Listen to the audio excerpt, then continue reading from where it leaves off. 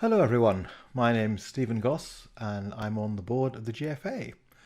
I'm a composer and a guitarist and an academic. I live in the UK, very close to London, and I teach at the Royal Academy of Music in London and at the University of Surrey, where I'm director of the International Guitar Research Centre. Although I function as a composer writing for lots and lots of different instruments, the guitar is very much at the center of everything I do because guitar is my instrument and I played it in concerts for many, many years, and a lot of my work comes in the guitar world.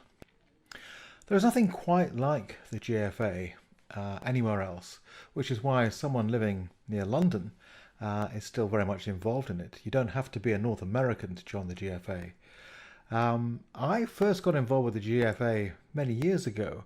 I came to give a lecture as part of the conference and then suddenly was introduced to this whole community, this world of amazing people, friendly, enthusiastic, and I got completely hooked.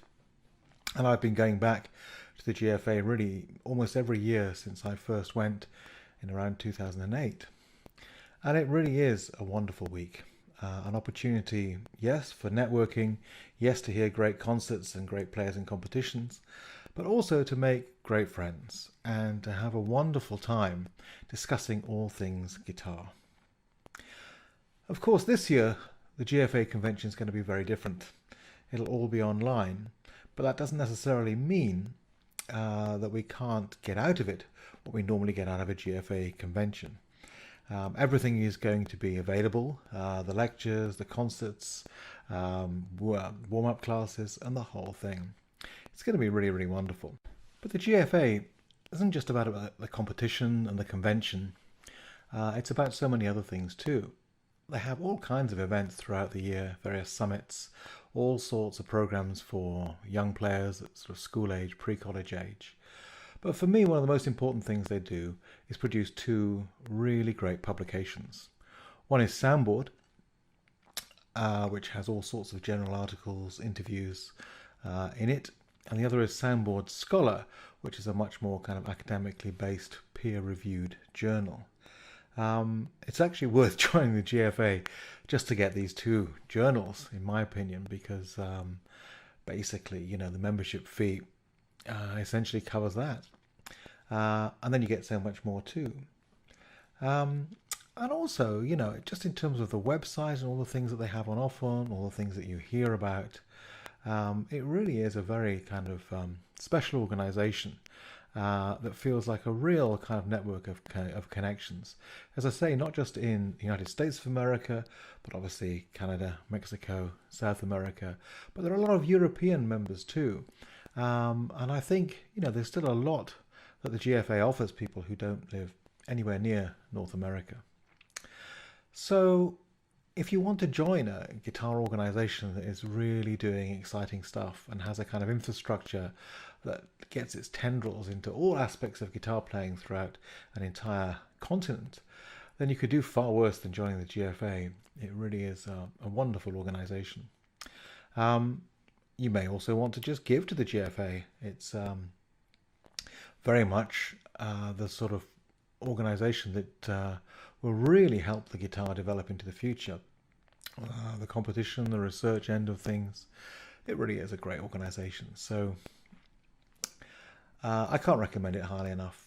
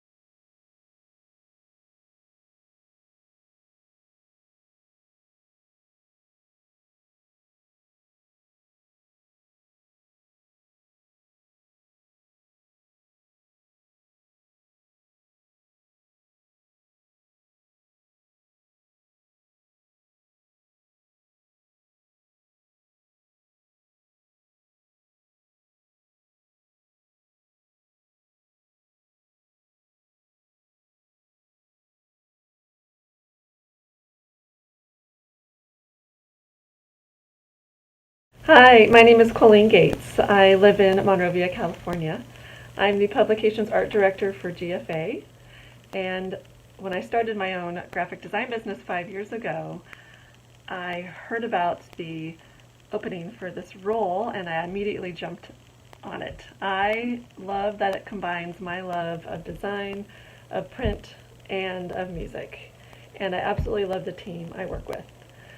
So publications, I art direct, and produce the Soundboard quarterly journal that you might have seen, and also any print publication materials such as a program at a convention or signage or ad, etc. So anything you see print, and then also a lot of the digital graphic design needs of the organization.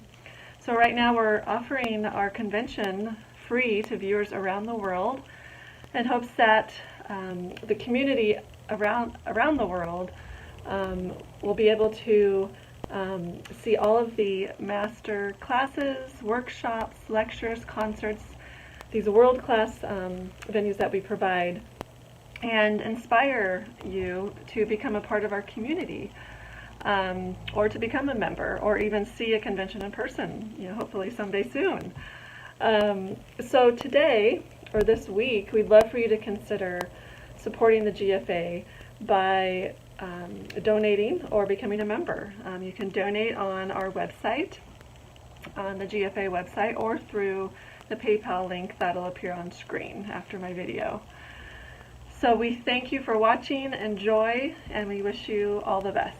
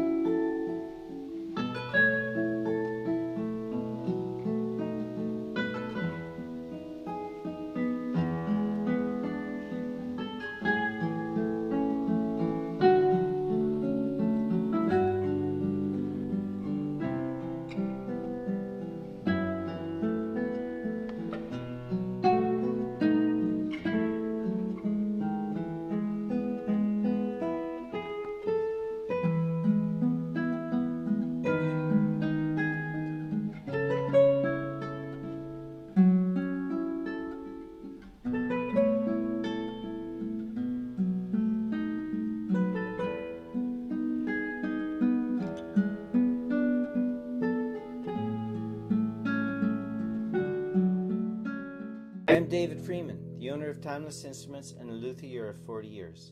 I operate a Luthier training school graduating over 650 students since 1986. I have a vast selection of woods for builders on my website and a personal select assortment for my custom builds. This is Curly Hawaiian Koa back and sides. Tonally, it creates a warmer sound than the rosewoods. The top is a Master Engelmann spruce with a jacaranda rosewood bridge and an ebony fingerboard. There's a bone nut and saddle, all trimmed with curly maple binding. The neck is Spanish cedar and the finish a French polish. The treble side is narrower to facilitate the smaller treble sound waves. The bass side deeper for the larger bass sound waves. This creates a separation in the sound waves that couples with the separation of the fan bracing system inside. The top is rolled over for an armrest, so that the player doesn't feel that extra space.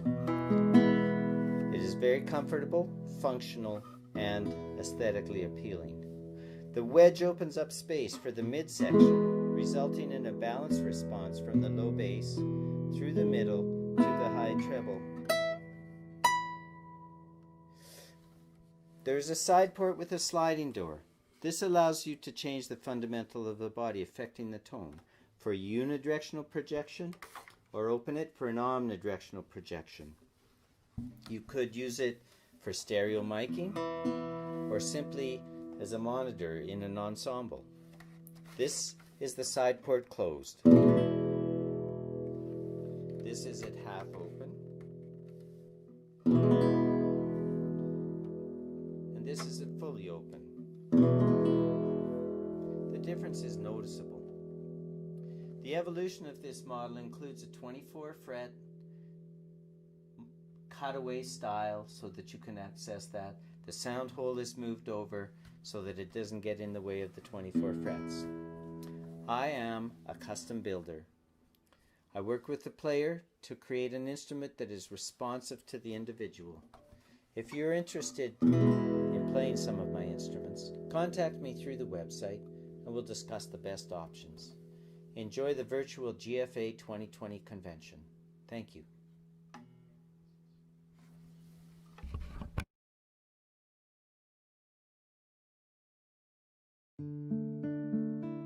Welcome to Guitar Chamber Music Press. We are pleased to be with you and be represented at the first virtual GFA Vendors Expo held in cyberspace. Guitar Chamber Music Press is devoted to publishing music both new and old, composed and arranged for guitar and guitar in ensemble. Our catalog contains hundreds of scores for guitar, including works for solo, duo, trio, quartet, ensemble, chamber music, and more, representing 34 individual composers and arrangers who are educators and performers as well. Visit our website at guitarchambermusic.org. Please notice our About menu, which tells you more about Guitar Chamber Music Press and navigating the website. Included are works from the Renaissance to the present day, in many genres, seasonal, sacred, and secular. Our catalog includes works by Bach, Handel, Mozart, Haydn, and Bizet, to name just a few, as well as original compositions by Glenn Kaluta, Dave Burdick, Scott Bohr, Guido Sanchez, Portuguese, Garth Baxter, and many more. Your music order will ship within 24 hours. Thank you for visiting our website at www.guitarchambermusic.org. Be well and be safe.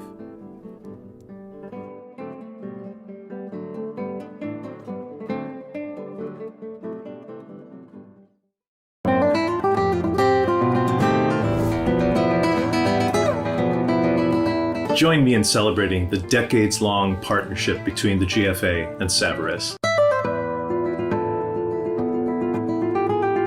It was an honor for me to present Savarez President Bernard Maillot with the 2010 GFA Industry Hall of Fame Award, and I look forward to many more years of collaboration and friendship together. Here are some past GFA competition winners who play Savarez.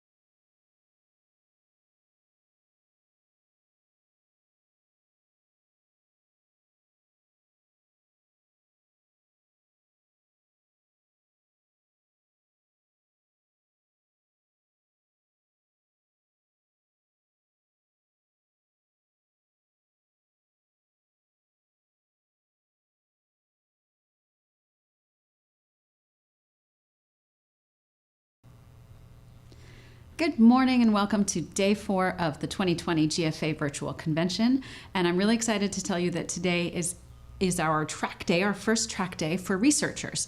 And this is something that we were looking forward to debuting in person, but we're going to get to do it here, which is maybe even more exciting because we get to bring more people from around the world in. So today our lectures are targeted towards people who do a lot of research in the world of classical guitar. Before we get into the research, we're going to start the day with a technique workshop given by Michael Partington, who gave a great concert for us yesterday afternoon. Then we'll go into our research lectures given by Katalin Koltai, Jonathan Leathwood, Stanley Yates, and Stephen Goss.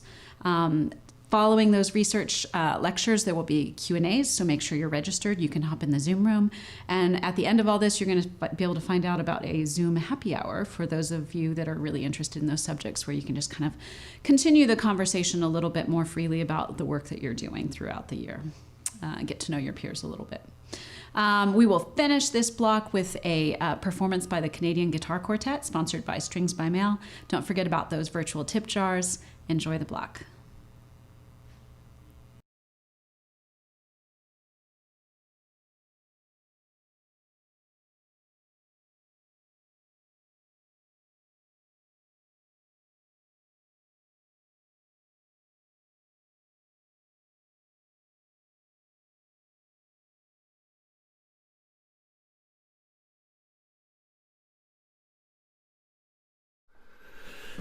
Good morning, GFA. Good evening, good afternoon, wherever you are and whenever you are. I'm going to talk to you today about vibrato, and I'm going to do that by asking and then answering a series of questions.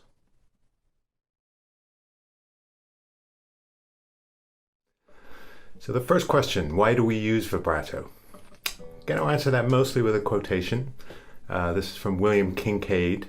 He was the principal flute of the Philadelphia Orchestra for 40 years and taught at the Curtis Institute.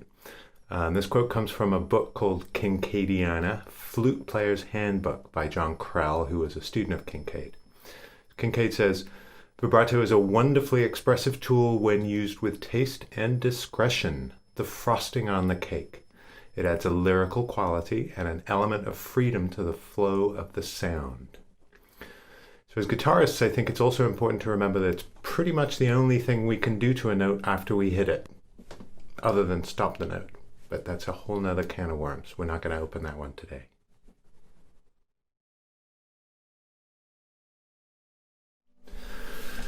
So, what is vibrato?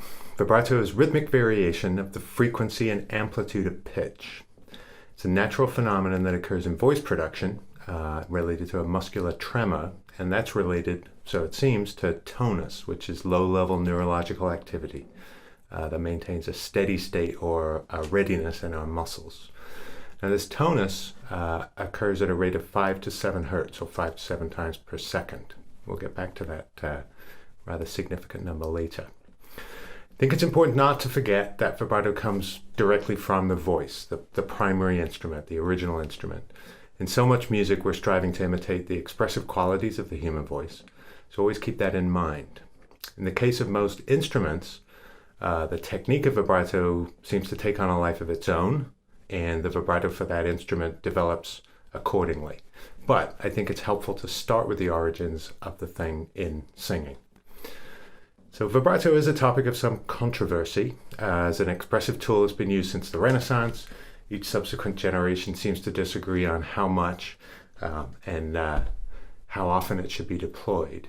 Even as long ago as 1751, Geminiani advocated for its use, saying in his Art of Playing on the Violin, when it is made on short notes, it only contributes to make their sound more agreeable, and for this reason, it should be made use of as often as possible. In that book, he also suggests some expressive qualities that vibrato may lend to notes that I think are very helpful to consider. He uses words like majesty, dignity, affliction, or fear. I'm also going to quote another violinist, this time a much more contemporary source. This is from Simon Fisher. Simon says that vibrato is the quiver of emotion in the singing voice of a string instrument. The vibrato throb can be like the sound and physical feeling of crying, which curiously is often identical to that of laughing. This makes vibrato sometimes joyous, sometimes sorrowful, often both at the same time. If you try to vibrate only as a physical action, it is never the same as when you picture its expressiveness or color and let it happen by itself. If you try to vibrate first, the action may seem tiring.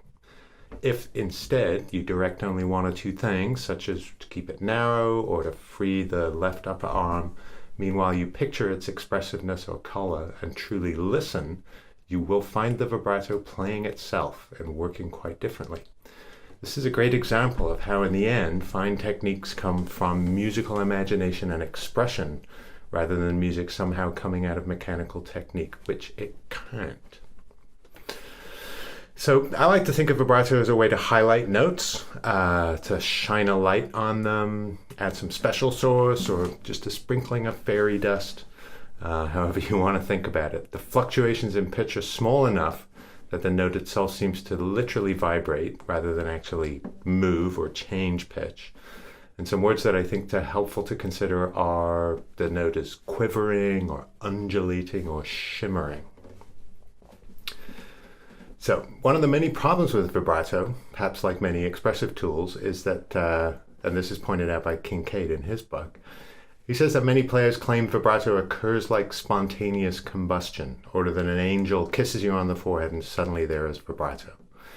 And I think that to some extent it is intuitive, and for many players it evolves naturally, probably through imitation, and I encourage you to listen to good vibrato as often as you can. Again, I like to start with the voice. Two of my favorite singers, Dietrich Fischer-Dieskau, Dawn Upshur. I feel like their musical expressivity has been very significant in my development. You can start listening to them. You can find your own, of course. Now, since it is such a personal thing, people are often evasive and mysterious about it and reluctant to commit to a specific formula. But that's apparently what I signed up to do for you today. So here we go.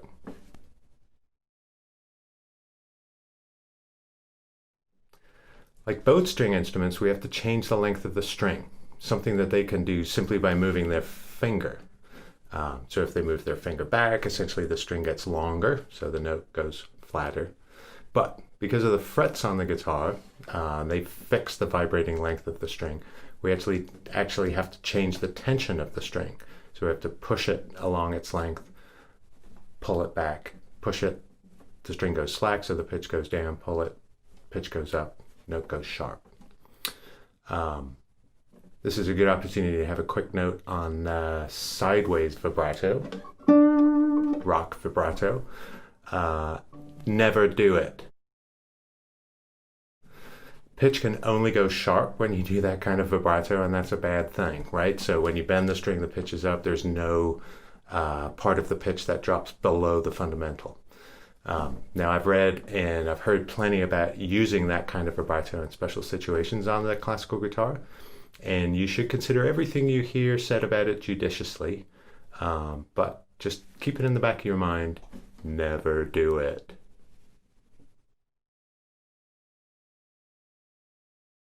Let's talk about the basic motion of vibrato, and a couple of good analogies that I've come across talking to people, reading books.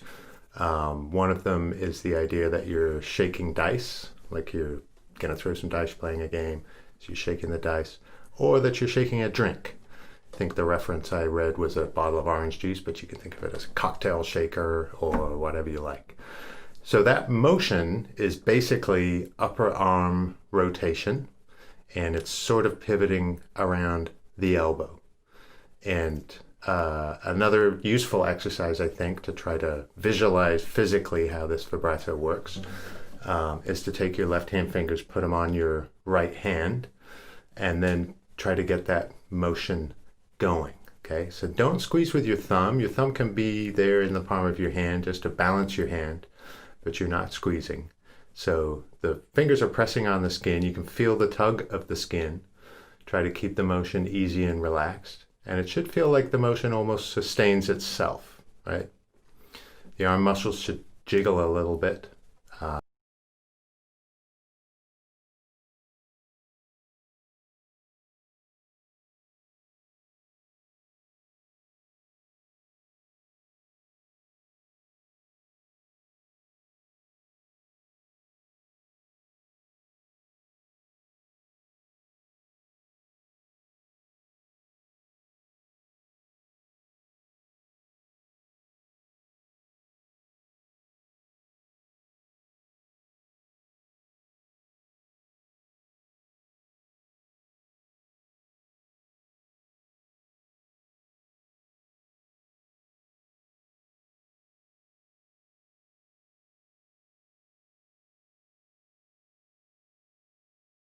those two. So very little pressure with the thumb, just feeling that skin move. Okay. Now we're going to try doing this on the guitar. I think it's a good place to start around the 7th position. So the string tension reduces as you get closer to the 12th fret. That's where the string tension is the lowest. So if we're going to try to manipulate the string, then somewhere where the tension is low is helpful. So if we go to 7th position, I want to start with my 3rd finger, which is sort of the middle of my hand. And I'm going to start on the 3rd string, which is pretty much the middle of the fingerboard. So try playing that note and then trying to get that same movement that you had before on your hand. And don't worry about what it really sounds like. Just try to hear that change in pitch. Okay? You can try moving it even more seriously. See how much you can vary that pitch. If you can get almost half step, quarter tone. If you use more thumb, then that allows you to put more pressure on the string, but it generally tends to restrict the motion of the arm, right? It starts to get locked. You get this kind of spasmodic motion. You want to try to use your arm weight and the force of gravity to press down on the note, right? You can actually do it without your thumb, and it's a good idea to take your thumb off and see how that movement feels, right? Should be, with any luck, pretty free.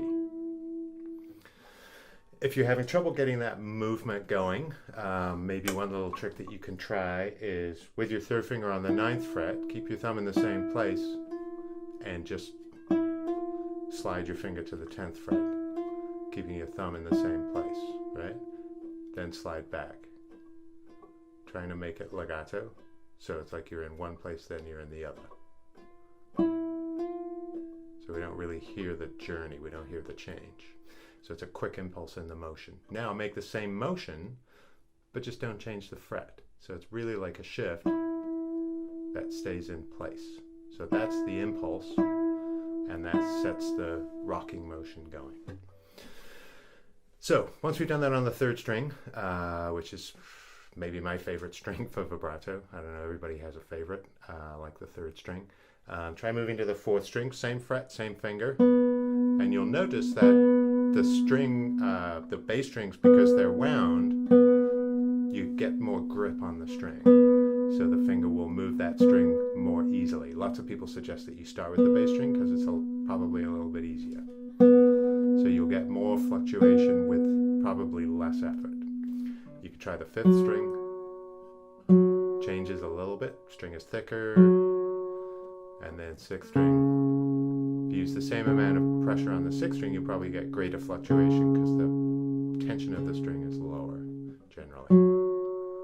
So each of these strings have a different feel. You can go up to the 2nd string, and then eventually the 1st string. Unfortunately, the 1st string is probably the hardest to vibrate. It's very thin, it's hard to get a good grip on it.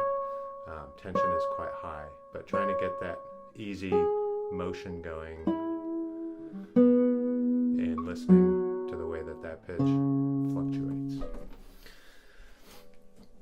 So, trying to keep in mind this idea that the note is shimmering.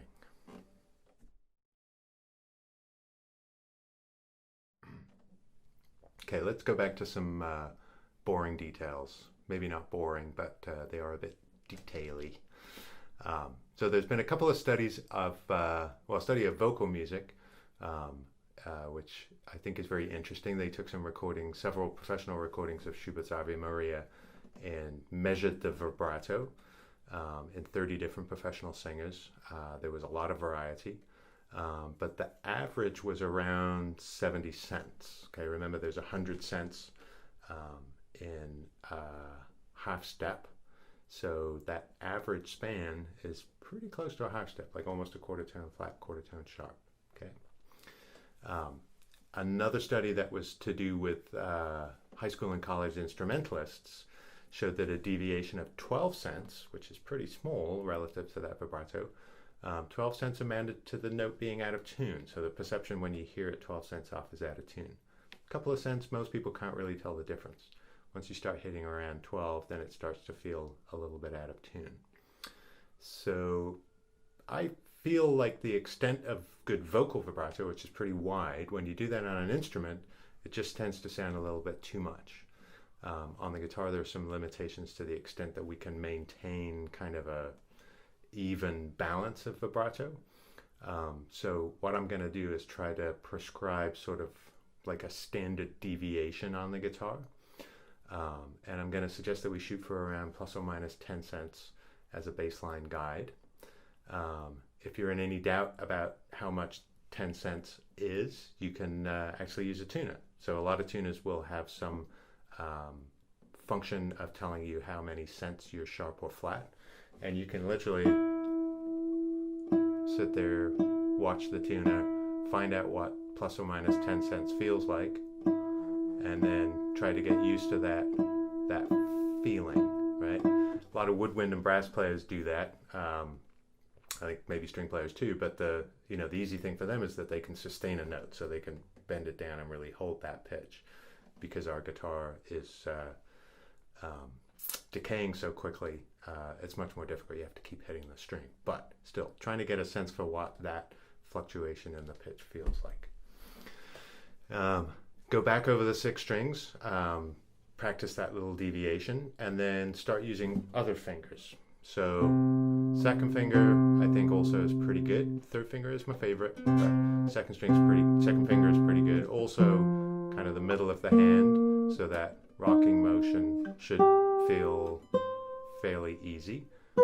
First finger, it's a pretty strong finger, but it's on the side of the hand, so it feels a little bit, I don't know, a little bit less easy for me. Fourth finger, lots of people feel like the fourth finger is not so good because it's weak, but for me it feels like I've got the rest of the hand behind it, weirdly, in a way that don't feel that with the first finger. But the fourth finger, you can use the support of the hand to add to that vibration.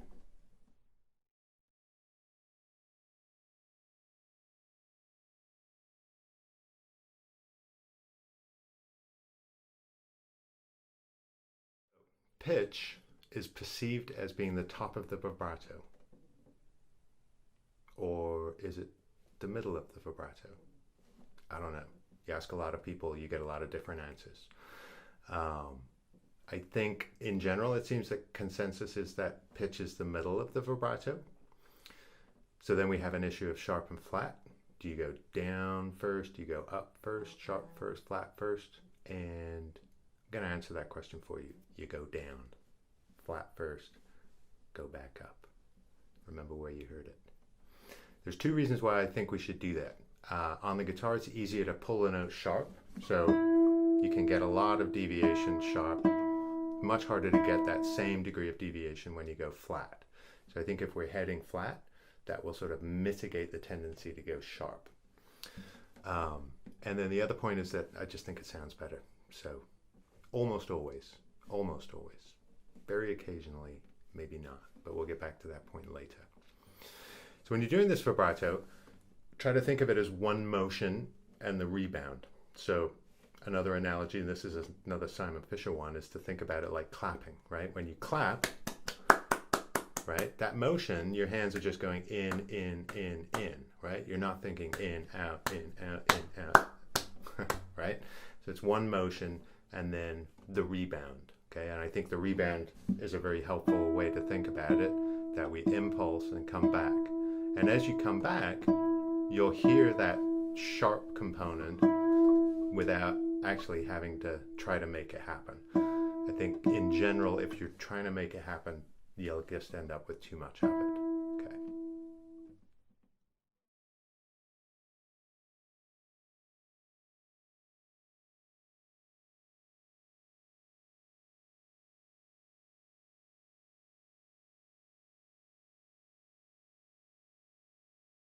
So the rate of fluctuation. In order to work on this, I'm going to suggest that we go to the 9th position. And once you're up there, as you move your hand, you're going to hit the guitar, right? Your hand will bang against the guitar. You can hear that contact point. Then get your trusty old metronome out. And I would suggest that you start with a rate of quarter note equals 60. And just very slowly, just doing one per beat. So, oops, wrong string. You can hear that variation. Then do 2, 3, 4.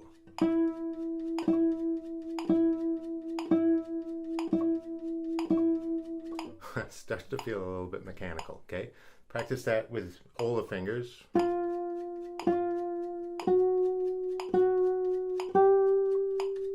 Okay?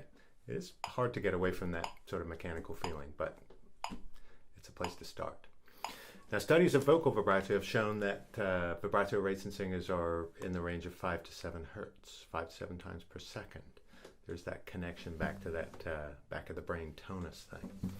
And 5 to 7 hertz, 5 to 7 times per second, that translates to 4 fluctuations per beat at around 76. So that's 76. So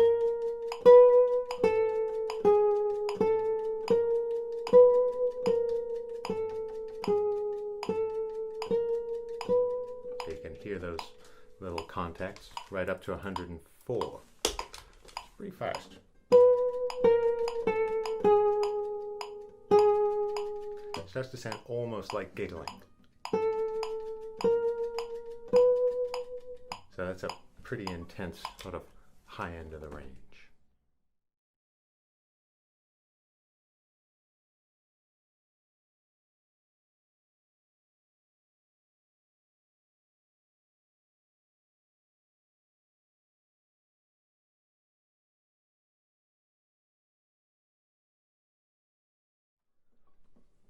So now I'm just going to talk about vibrato as release. I think this is a very important point, something that I don't remember being taught at any point, but it's always something that I've thought about, and I try to convey it in my teaching. And virtually every instrumentalist I talk to about vibrato, string players, wind players, brass players, guitarists, almost everybody mentioned this idea of vibrato as a release being a thing. So pretty sure it's a thing. So we should talk about it. Now, it may seem counterintuitive to use an active motion to represent release, but it's the lightness of touch and the ease of motion that achieves this. So the final note of a grouping, if you think of that kind of motion,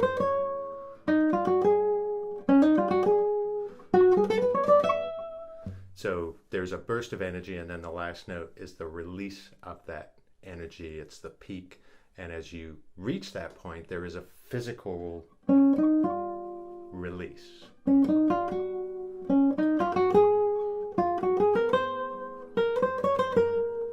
So practicing little groups of notes, right? We often do kind of speed bursts, little groups of 3, groups of 5, 7, all sorts of different kinds of groups, moving from strong beat to weak beat, and so on. And feeling like that last note not only is the end of the group, but it's also a musically expressive moment, okay?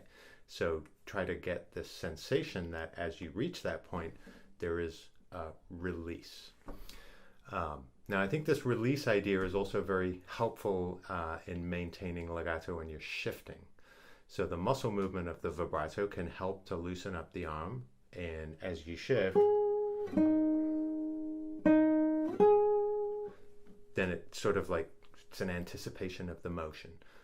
So it allows the release of the note to be a little bit smoother, right? There was a little bit of a glissando in there.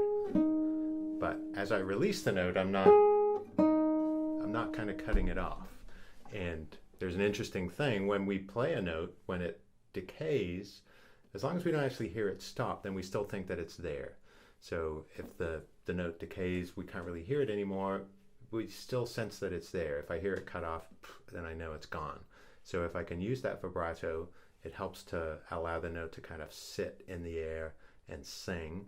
And also, as the release happens, it tends to make the release much smoother, so there isn't this feeling of immediate end of the note. We're just talking about decay.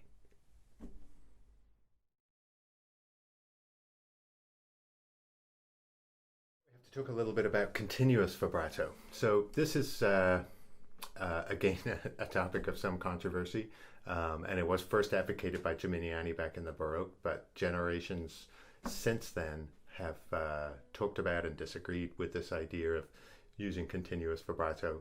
I think it's most common in violinists. Heifetz certainly was a sort of big advocate of this continuous vibrato, Isai before him, but then there's also been great players. Joachim was dead against continuous vibrato.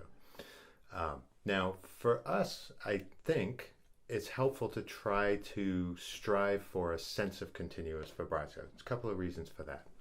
In addition to the physical benefits of that release that we're feeling, to just minimize general tension in the hand and certainly minimize the buildup of tension, and in order to create a general character of cantabile in our playing, right? It's very hard to play legato. If we have that cantabile sense, then it's much easier to create that illusion of legato sometimes, or even true legato. So I'm going to advocate for a sense of continuous vibrato. I say sense because, like I say, we can't literally use continuous vibrato, but we can develop an ability to play continuous vibrato. And from that, I feel like it's almost a willingness for the fingers to adopt vibrato, like it's the whole arm really, so that it becomes an instinctive action, and then it's just an intrinsic part of our mechanism. So we're doing it, we are aware that we're doing it, but we're not forcing ourselves to do it. So to practice this at first, I would suggest you use simple chromatic figures. So for it to be continuous, it's important to maintain the vibrato while you change fingers, right?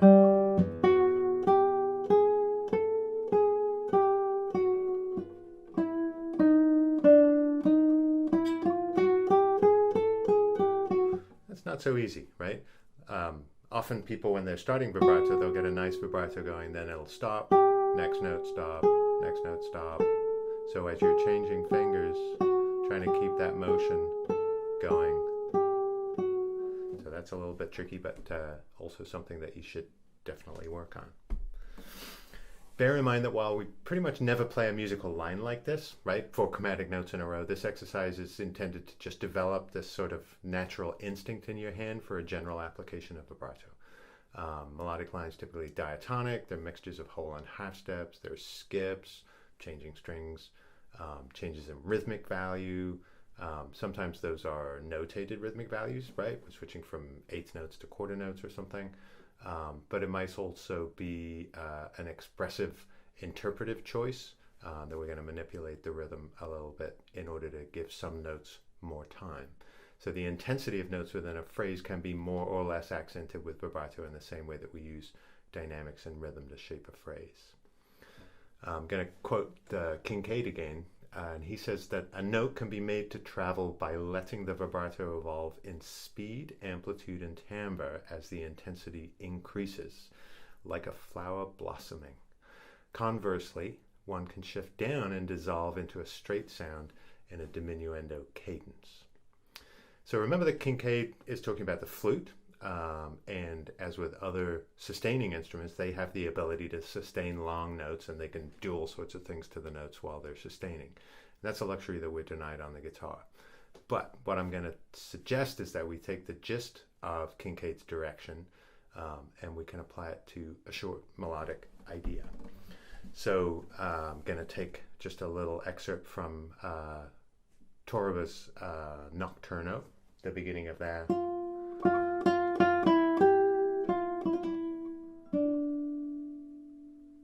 That's it. It's just a series of eighth notes, right? But rather than playing them right in time, kind of boring. So if I have some vibrato, I can also have a little crescendo, a little accelerando. Maybe the most vibrato is on that peak,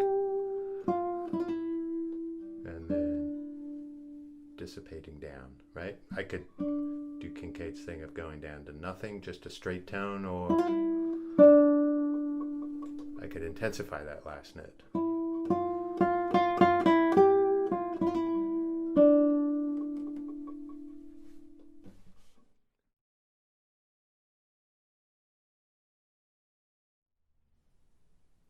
So in conclusion, I'm going to leave you with a couple of quotes. I think they're great food for thought. So the first one is from Kincaid again. He says, applied intelligently, it becomes a very distinctive and individual part of the player's expressive resources. The conscientious musician will analyze, practice, and develop a repertoire of vibrato speeds, contours, amplitudes, and pitch variations, each style subject to the implications of the music being performed. And then I'm going to give you a couple of words from Joachim. So he was a violinist at the end of the 19th century, contemporary of Brahms, and Brahms loved his playing. And so this is a letter that he sent to a young virtuoso that he met right at the end of his life. It's a very short letter about violin playing in general, called The Rules of Violin Playing. I'm just going to quote a couple of these very pertinent pieces of advice. Listen carefully when practicing so that not a single note should pass by unnoticed. Be your own teacher. Only use the vibrato when you wish to lay particular stress on a note, which your feelings will suggest.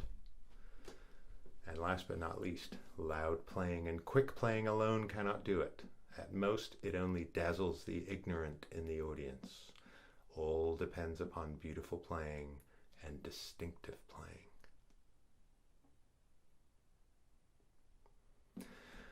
All right, thank you for listening and watching. I'm going to leave you with a little piece that hopefully illustrates some of what I've been talking about, and I hope will give you a little spiritual sustenance in these troubling times. Thank you.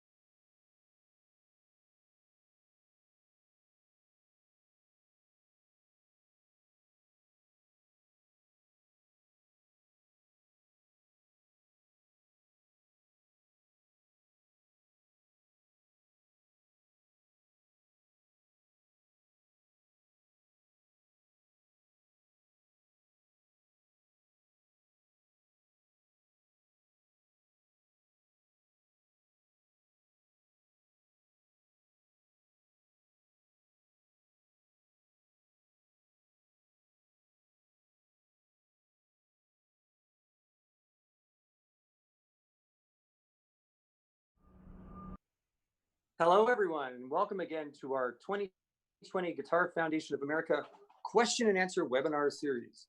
I'm Alex Commodore, and in this Q&A, we will have a follow-up to a fascinating presentation on the art of vibrato by one of the most superb musicians on the planet representing our classical guitar, Michael Partington.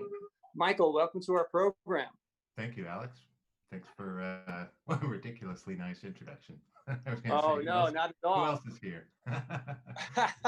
No, I've seen you play live, and I can definitely say you're one of the great players in the world today.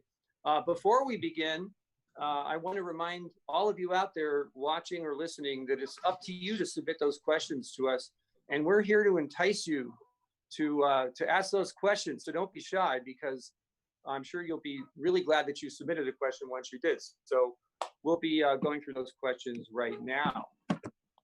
Take a look here on the Q&A. So, okay, we've got a question here, Michael, on trying vibrato with double and triple notes. What an interesting question. And follow up to that question is, or is it too much strain on the left hand when you have vibrato with double or triple notes?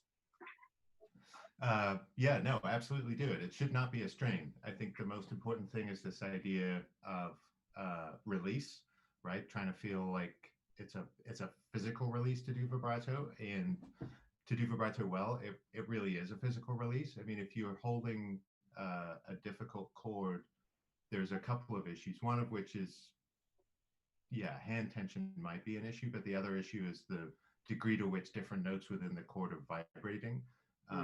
And how much conflict you get in the overtones. So you have to be a little bit careful.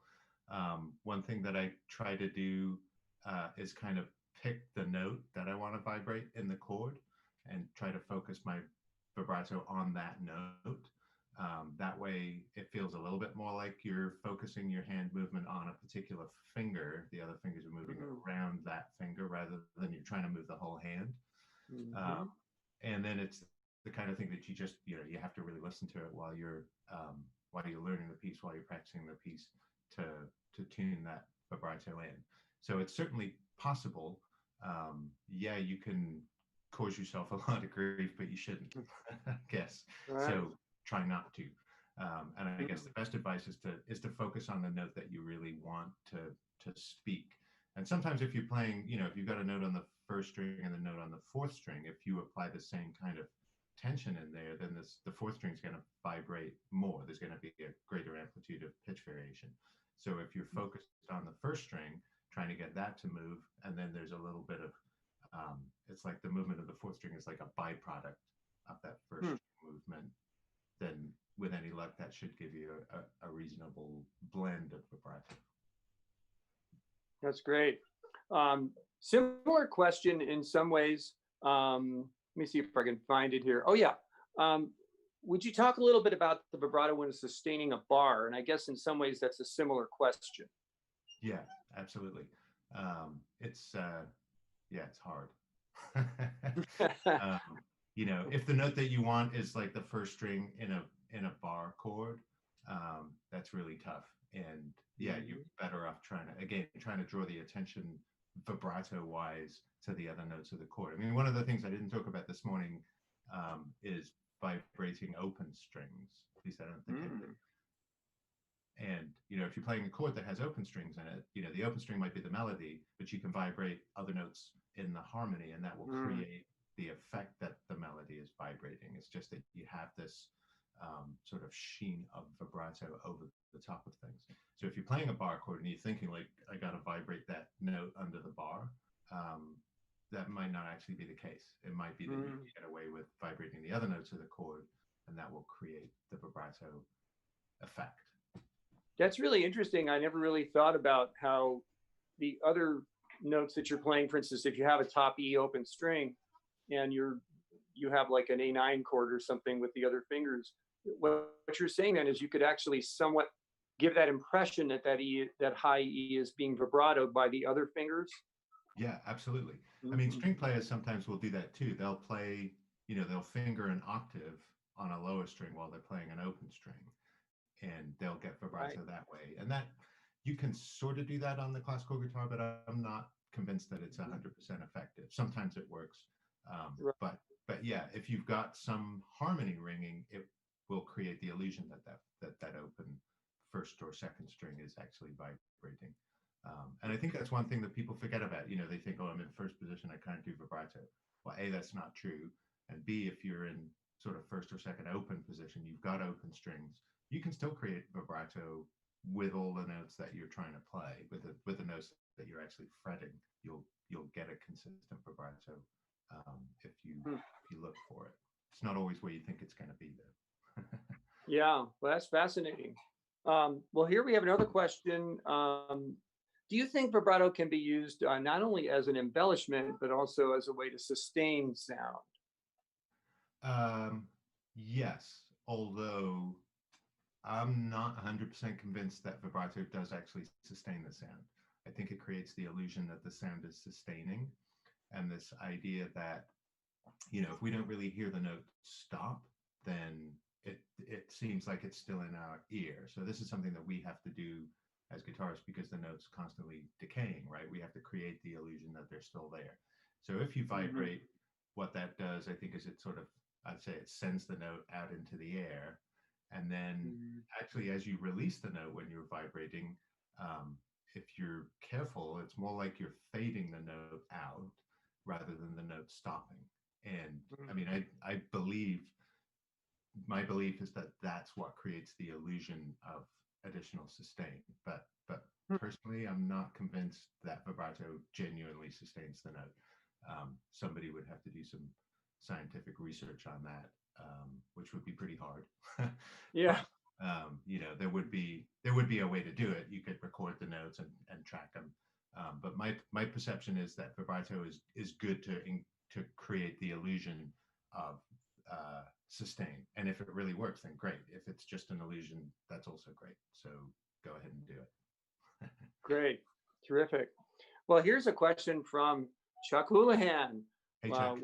One of our great listeners and players as well, and conductors. How do you work on vibrato study into lessons with your students? What do you ask them to work on and how? I ask them to do it more. Okay.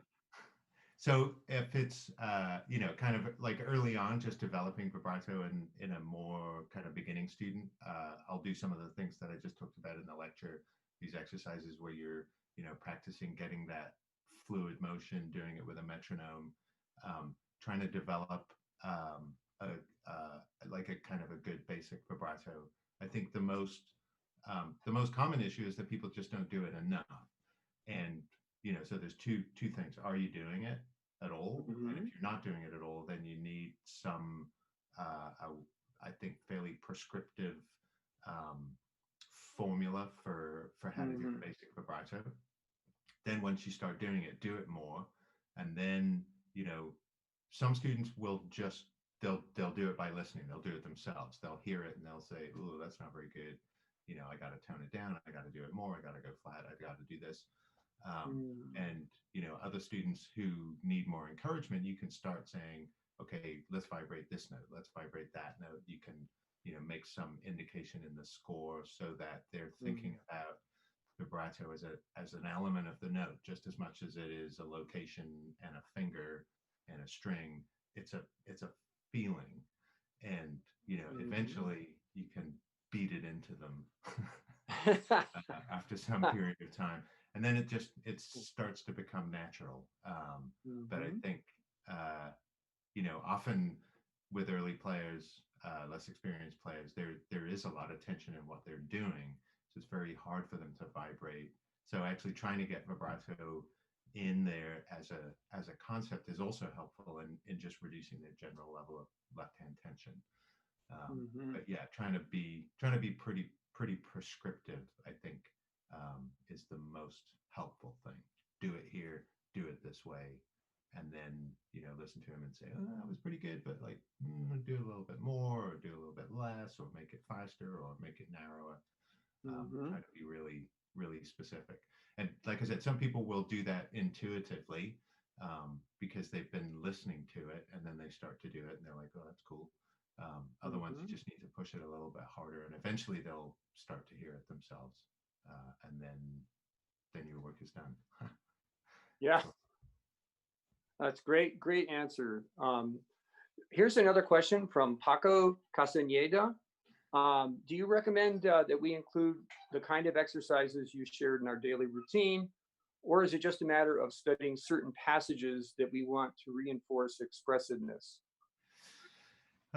That's a tough question. I mean, I think for a little while, especially if a student does not find it natural or they don't sort of adopt it, then yeah, playing some scale passages every day, like, I talked a little bit about speed bursts and using the vibrato as a release at the end, but just they don't have to be speed bursts, just little groups of notes, right? I mean, we teach students to play scales all the time, but so many times you hear students just play a sequence of notes, and it's like, there's a famous story about, I think it's Zuckerman and Perlman, or Zuckerman and Isaac Stern. Anyway, he went, the guy was already a really established musician. He thought he was going to work on, concertos and stuff. And Stern says, play me a G major scale. He goes, and then he says, no, play me a G major scale. So they spent the whole day working on just playing a scale. And, I think if you can use vibrato as a way to kind of remind people that when you're playing scales, you're playing melodic sequences of notes. And then again, the vibrato becomes something that they're conscious of. It's a part of what they do when they play the note, in the way that hopefully they're thinking about their tone. Hopefully they're thinking about the clarity of the notes. They're also thinking about vibrato as another intrinsic aspect of every note. And if you do it prescriptively as an exercise, I think that will help you develop this physical sense for what vibrato feels like, and then you can deploy it, less consciously, hopefully. Thank you very much. Here's a great question that relates to your video. This person.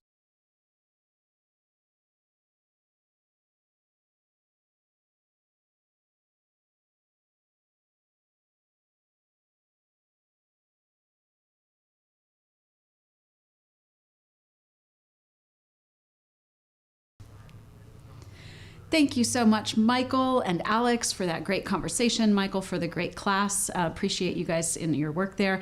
If you all on the stream here are interested in continuing in that conversation, you can just stay in the Zoom room.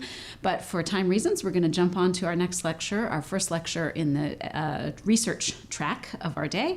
Please welcome Katalin Koltai.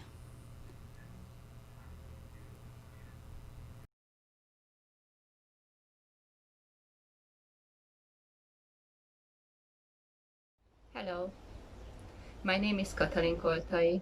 I am a Hungarian guitarist and researcher, and I will talk about my work from this beautiful English garden, where I and my family have spent most of our days during the UK lockdown. Some months ago, just a little before the pandemic started, I wrote an article where I described the guitar as self-isolating between modern music trends. I had no idea then that just a few months later, I'd find myself and my family self-isolating too. For me, there is a parallel between the guitar's lockdown in its own matrix and how I feel self-isolated now in my musical world. I moved to England with my family from my hometown Budapest around a year ago. The reason for this move was to start my PhD research at the University of Surrey, where my supervisor is Steve Goss. I think some of you may have already met my transcriptions, including my solo arrangements of Ravel and Bartók, or my duos transcriptions of Haydn, Mozart, and Beethoven for flute and guitar.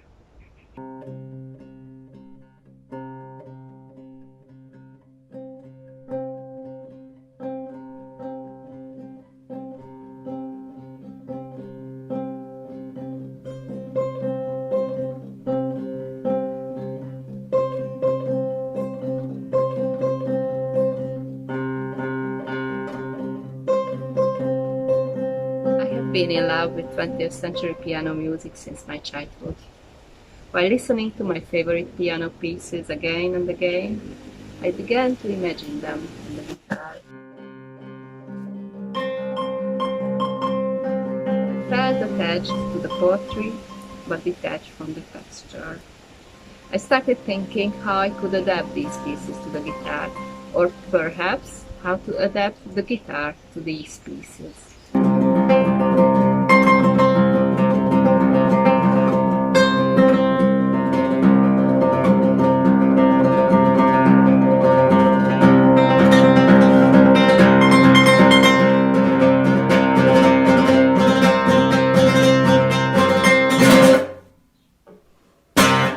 ended up inventing new capos to be able to play new combinations of notes. The magnet capo makes it possible to play notes on the fretboard far from each other. My first transcription using these capos was The Night's Music by Bartók. This is an impressionistic vision of Bartók's cool, starry, demonic night of silence, crickets, and nocturnal birds.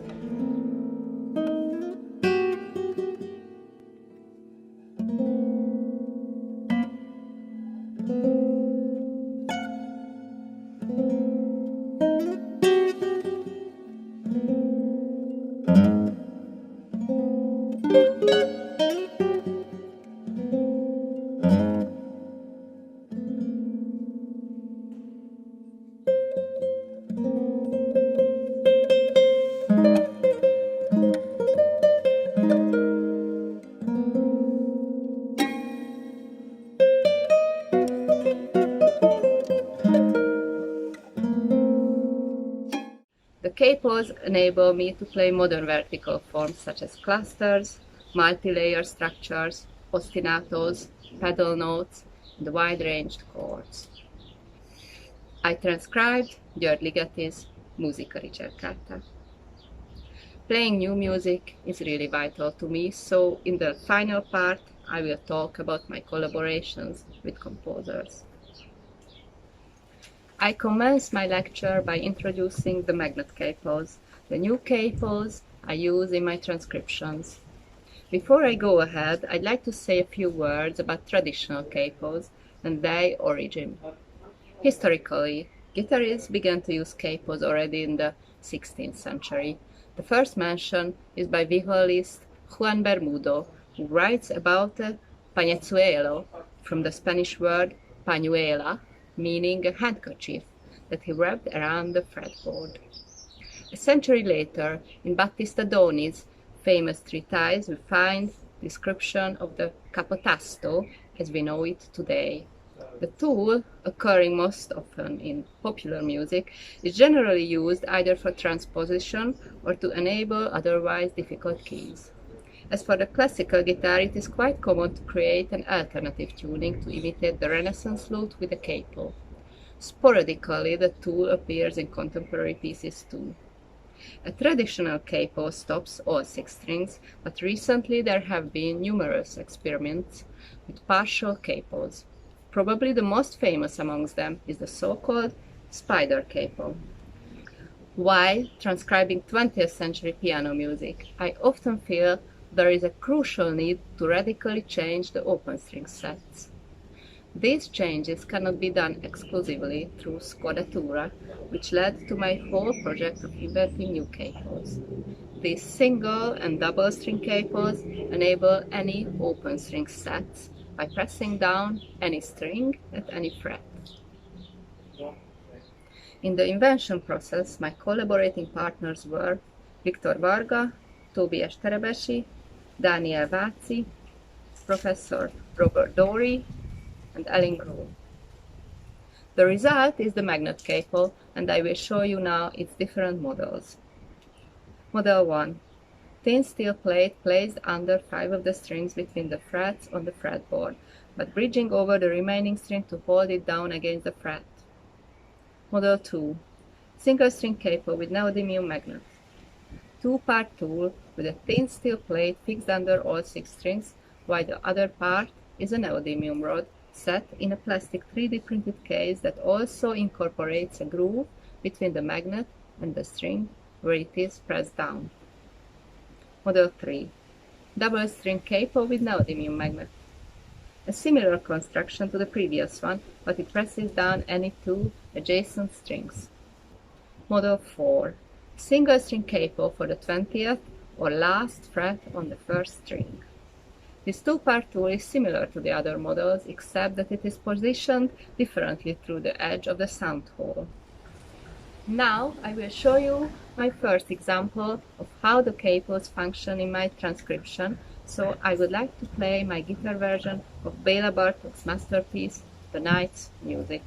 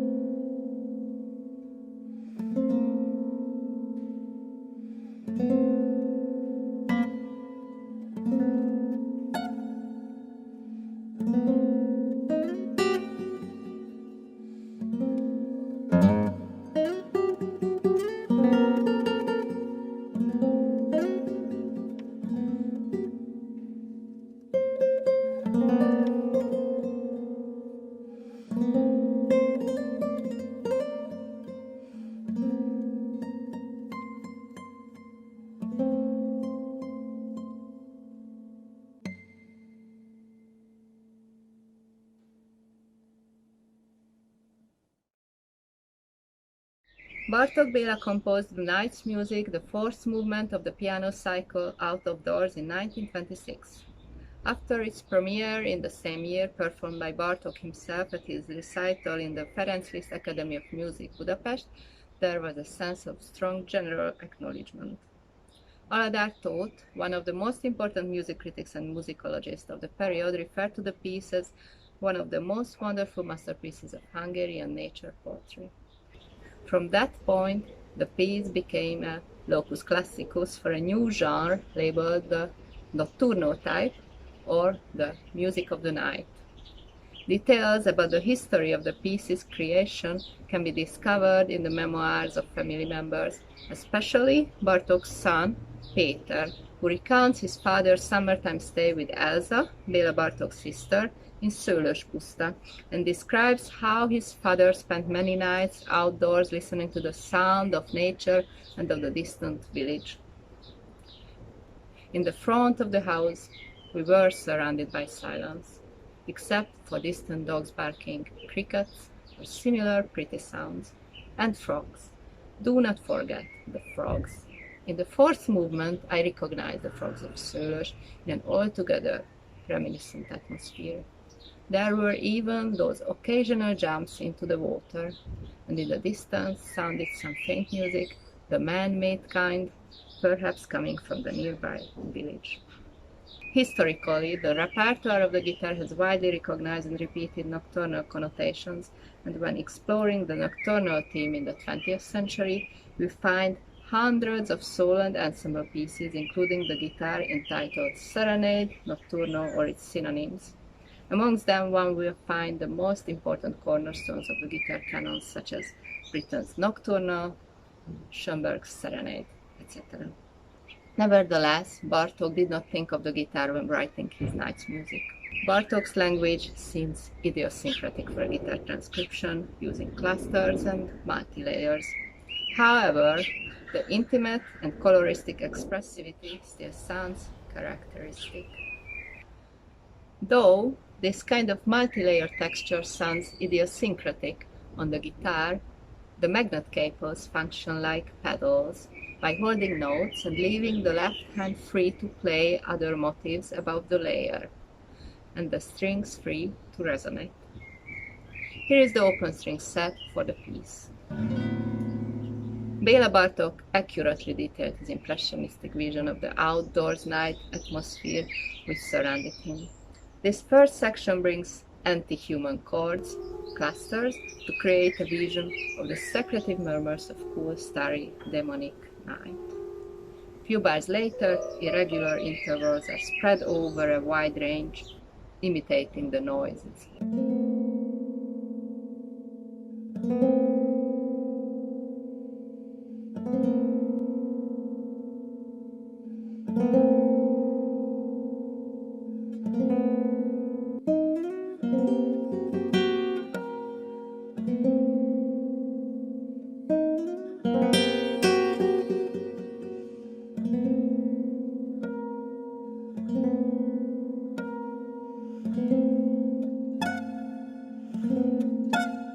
While the clusters create an atmospheric background for the whole piece, and the composer builds other layers such as a choral melody,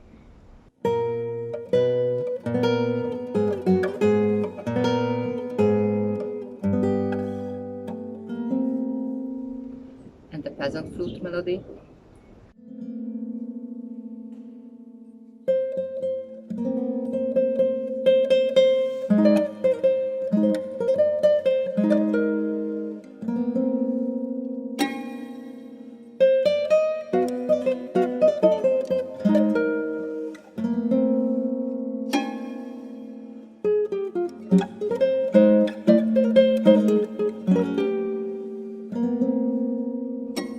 the final part summarizes all the layers and brings in all the themes together.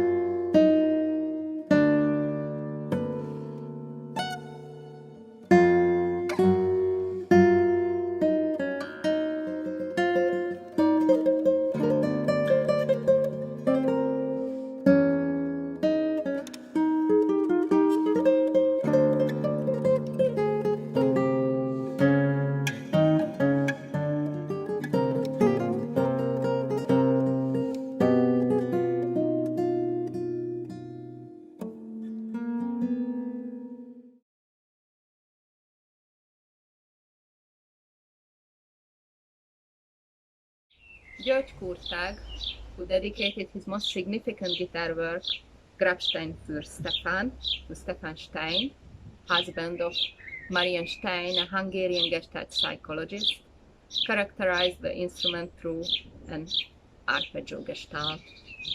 A human being close to their own existence, expressed through the lonely and melancholic, self-repetitive strumming of the barely modified open strings in the guitar part. Traditional guitar tuning embodies a hierarchy of common practice harmony based on a tonic-dominant equilibrium. But along the journey taken by Western classical music in building up a new system that treats the 12 notes as equal, the guitar fell behind.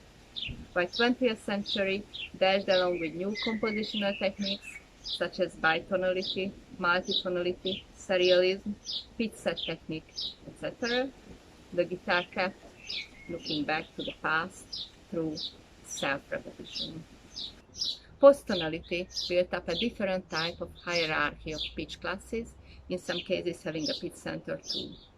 When it comes to either widespread chords, fast passages, fluidity, polyphony, or any complex musical material, the tuning of open strings defines the possibilities. When transcribing György Ligeti's Musica Ricercata, I created different open string sets based on pitch centers using the new magnet capos combined with scoraturas. This proved to be beneficial for complexity, especially multi-layer structures, ostinatos, pedal notes, clusters, bass lines with high tremolos, and wide-ranged chords.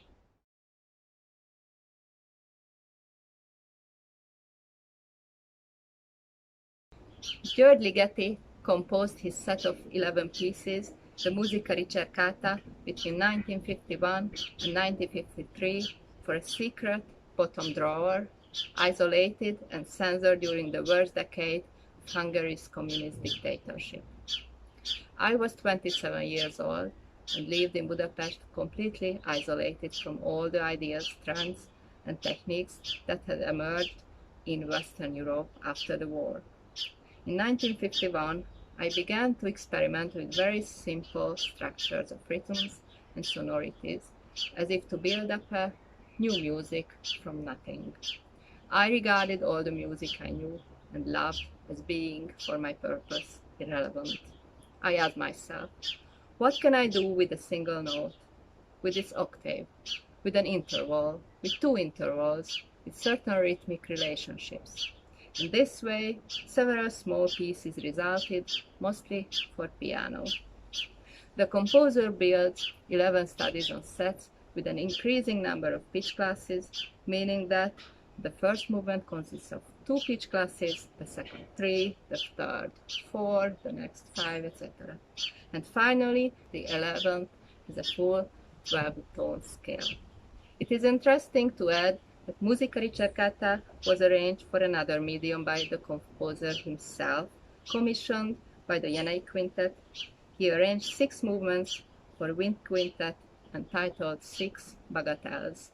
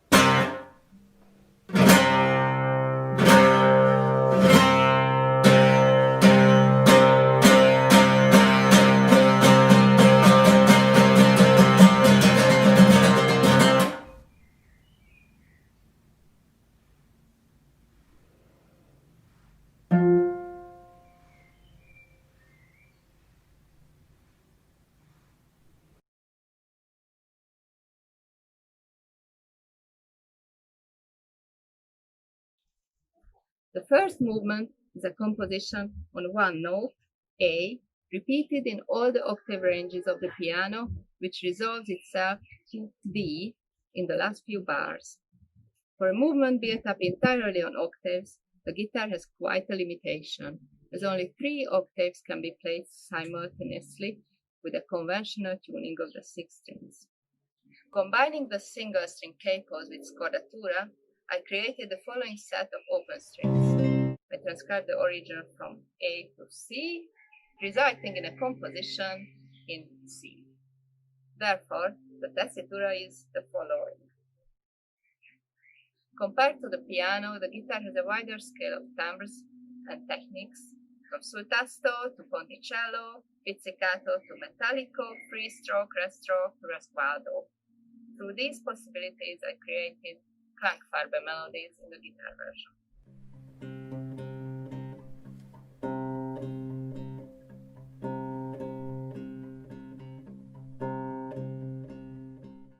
Step by step, the composition escalates. A few steps of the culmination looks like this.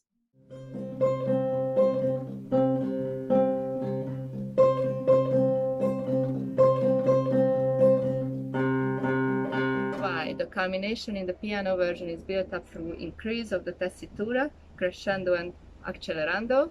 The guitar version can offer a wider technical palette by using campanellas and different strumming techniques.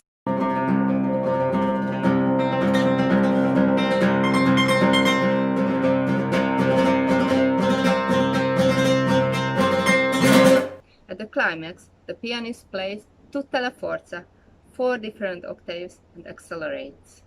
In the guitar version, 6 different Cs can be played together in 4 different octaves, accelerating into a strumming technique.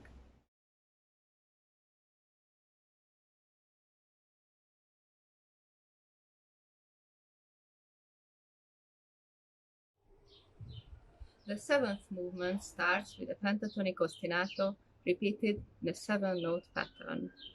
This repetition stays for the whole piece, becomes an unsynchronized background of gentle folk-style melody, which flowers into a counterpoint in 3 parts.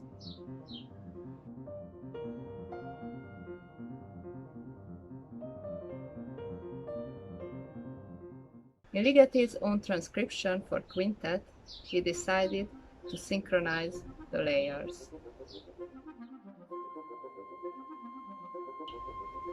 I made the same decision for my transcription and created a fixed proportion between the voices. The beginning of the piece creates a resemblance to the first minutes of Bartók's 3rd piano concerto, where the orchestral murmuring creates a background to an equally idyllic melody line played by the soloist. Here is the entrance of the first theme in my version of Ligeti's piece.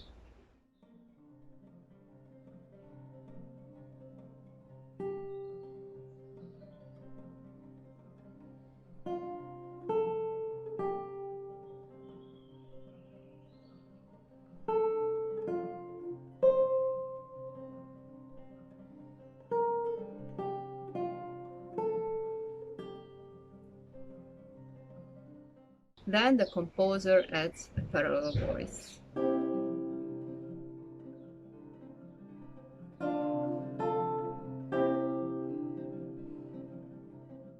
Later, he created a canon at the higher octave.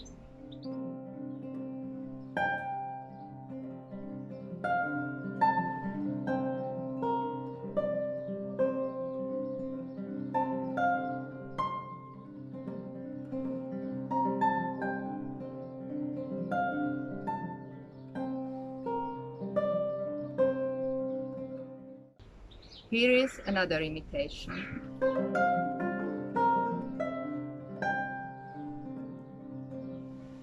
Now please listen to the whole performance.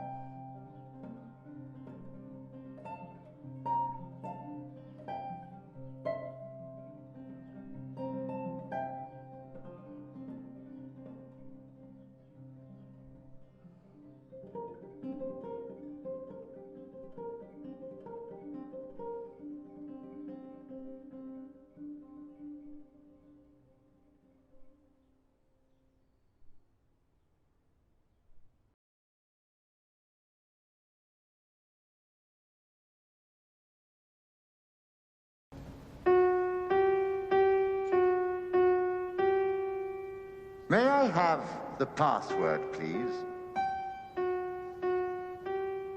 Fidelio. That's right, sir. That is the password for admittance. But may I ask, what is the password for the house?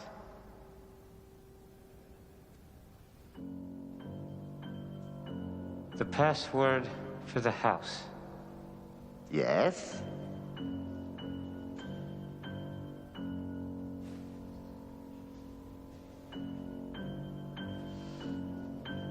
I'm sorry, I...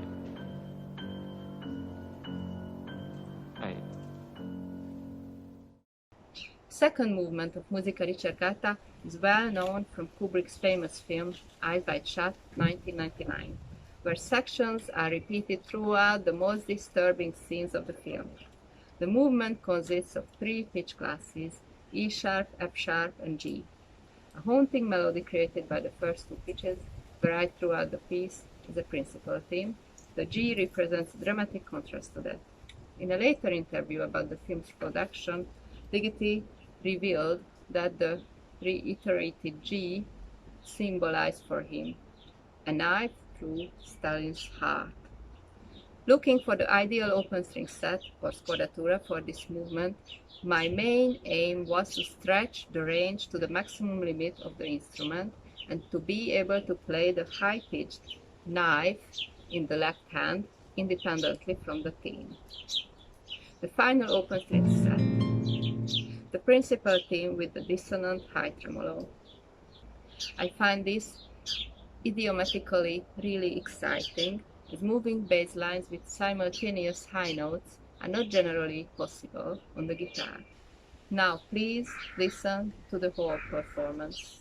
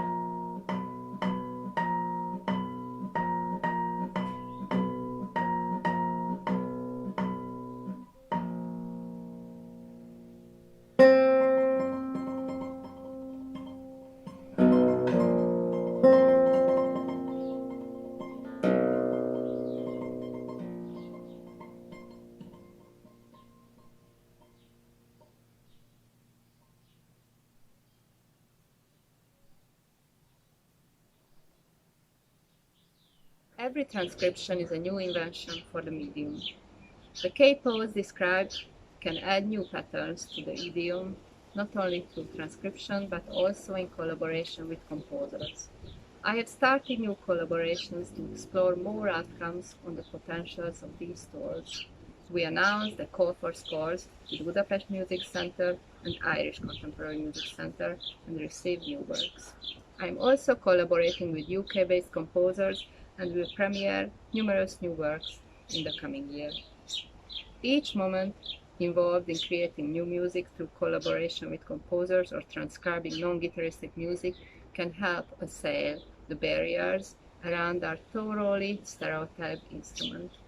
It can help to break the matrix and create a new, more open idiom to express physical meaning.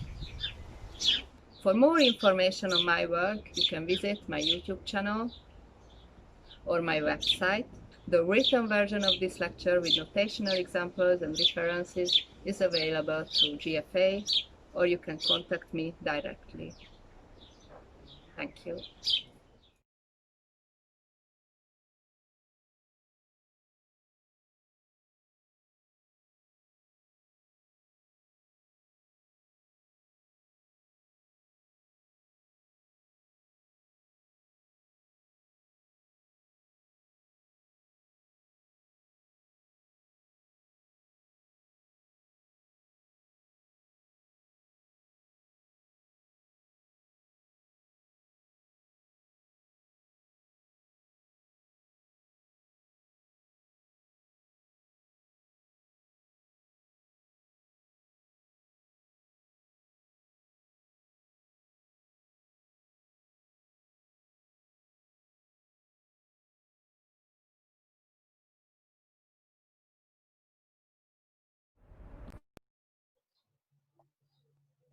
Hello, welcome to the live question and answer.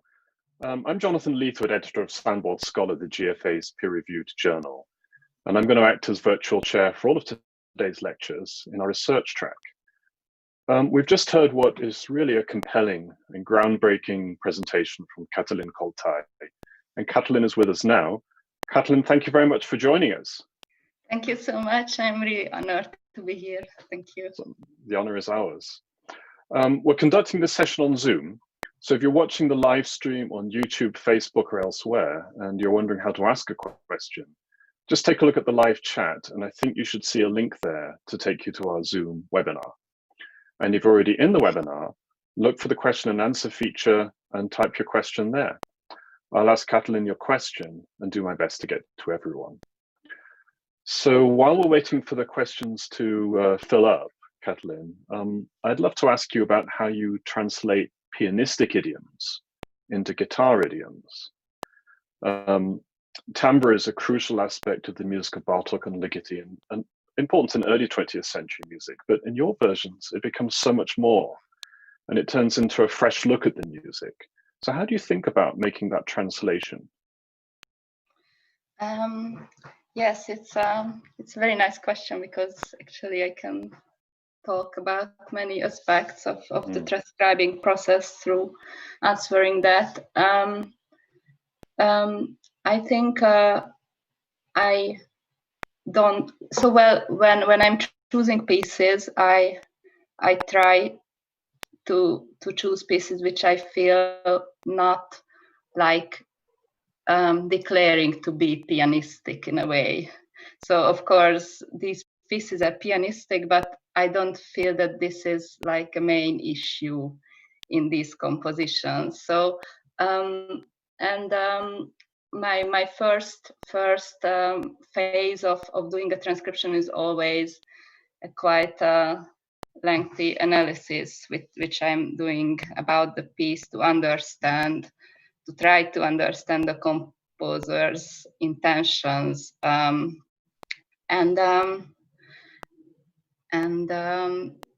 I suppose I don't really think about my instrument idiomatically.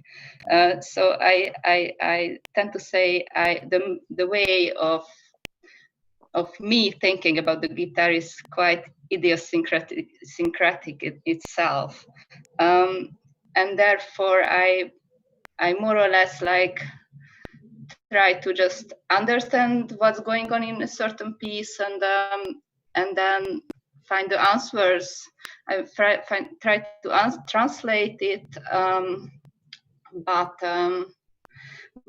actually to make it like guitaristic is a very, very small part of what I'm doing. So because actually, I mean, the whole idea with these capos is, if I would think about to make transcriptions of these pieces in a guitaristic way, then I wouldn't turn up inventing capos, because then I would first be guitaristic, and then the transcription is already guitaristic, so I don't need a capos. But as I am not thinking that order, but the other way around, then I had to find solutions to make it not guitaristic but possible at all. And concerning the timbres, yes, it's really interesting, because I think, especially for the Ligeti, I really feel that there are things which actually just work better on the guitar, because the piano is a difficult instrument to express a wide range of colors, and especially to have like pianissimo for a long time with lots of notes. For example, the seventh movement of the Musica Ricercata with this ostinato, very pianissimo ostinato in the background. So actually, when I showed my transcription to people, musicians who knew the piece from the piano repertoire, one of the comments I got that, oh, it's interesting that on the guitar it is so different than on the piano, because it stays so soft. But actually, if you have a look at the score, it's all the time at least piano or pianissimo or pianissimo. So you know actually what happens on the piano, that the composer's intention is actually impossible to play, but quite natural on the guitar. And for the first movement of Musica Ricercata, it's also interesting, because Ligeti, he limited himself with using only one note throughout, and then using all the octaves. But this repetition thing on the piano, it's a kind of a heavy stuff technically. I mean, it's really not pianistic to do all the time like this, like really fast. On the guitar, it's like what we often do. It's a bit like similar as the Albanese Asturias, that it is a piano piece, but actually it's more like guitaristic. The technique and the idea comes from the guitar. So I think it's interesting. And then for the timbres, I think in the Bartók, of course, there are sections where still with the capos, the guitar is unable to express the complexity of the polyphony of the material, but on the other hand, the atmosphere, the being atmospheric can go through better on the guitar because of having so many colors and timbres, I think. Well, thank you for that really thought-provoking answer. One question we've got, I think, speaks to what a lot of people making their way in the guitar world are thinking about right now, about program building. Michael Negro asks, how do general audiences react to these pieces when you perform them? And do you program other styles around these pieces? Yes, I program all kinds of styles around these pieces. And I have generally many people say after my concerts that they were surprised that the guitar sounds in a different way. And actually it's kind of true, because having these capos, just the whole resonance system just changed. I mean, it's just like if you would completely untune the instrument, of course, we all know that then all the colors just change, and then it really sounds differently. So people hear that and comment to that. Well, I don't really, so I program it with my other transcriptions or original pieces or contemporary pieces. I just program it as a pianist would program them. Thank you. Another question is simply to say something about how this journey started into more avant-garde and experimental music. So my journey inventing capos started of doing lots of transcriptions, and actually the first time I used partial capos was not in 20th century music, but John Dowland's chromatic fantasies, especially Forlorn Hope Fancy and Farewell, which you can actually hear on my YouTube channel. So there I used partial capo only on the 5 strings, and I let the 6 string resonate on a D, and therefore I could play the bass theme like as it is in the original. So I tried to like balance the instrument towards the lute as it would be. And then while doing my transcriptions, which also from chamber music, I just had this idea all the time that actually if I would have something to hold this note and that note, then I could go so much further. I don't know, it just occurred like more than 10 years ago, and I had just this idea coming back again and again, and finally I started to talk to people if they know anyone who works with metal or wood or whatever, and then it was really a collaborative process in a way that I got many ideas from friends and colleagues around, just like by talking over my ideas and searching. So I'm quite grateful to these people who I mentioned in the video.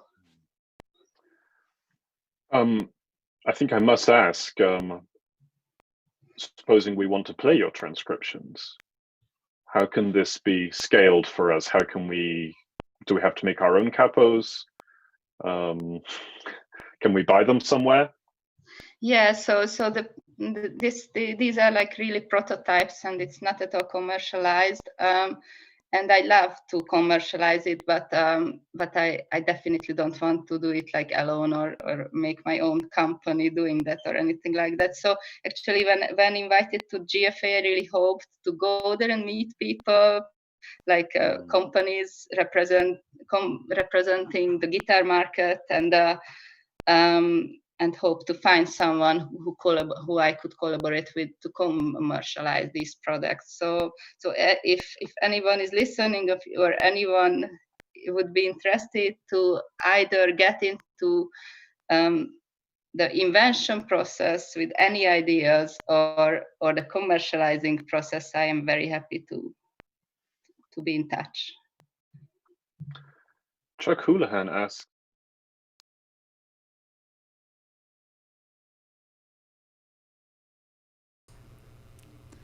What a completely fascinating presentation. Thank you so much to Katalin Koltai for that presentation. I didn't get to hear all of it, but what I did hear was something really unique, and we're really happy to have unique contributions on this week. We are now going to, that chat continues in the Zoom room, so make sure you're in there if you're interested in hearing that. But we're gonna jump, for time's sake, to our next presentation, which will feel a little funny because that chat room just had Jonathan Leathwood in it. And our next presentation we're jumping to is with Jonathan Leathwood. But it's pre-recorded, followed by another Zoom chat. So next presentation up is with Jonathan Leathwood, Stephen Goss, and Stanley Yates. Enjoy.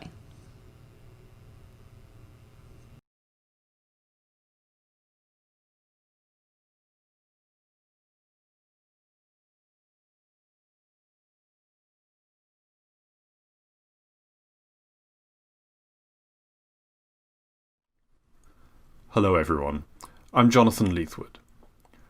Today I'm hoping to connect 3 things: improvisation, Baroque style and performance, and how we engage with notated scores. It's this way of connecting improvisation with our concert repertoire that drew me and my co-presenters together, to try and suggest something about learning and teaching. Another influence on the ideas presented today is Andrew Goldman. He's a scholar in the neuroscience of music, and he's written quite a bit about improvisation. And he's tried to reframe the concept of improvisation so that it isn't from the start necessarily in terms of novelty or freedom or spontaneity. Rather than right away equating improvisation with these things, he wants to talk about what's happening in the brain. And in his view, improvisation then becomes much more about how we know things and how we use that knowledge. In the classical guitar world, it's still quite rare to see improvisations performed alongside the concert repertoire.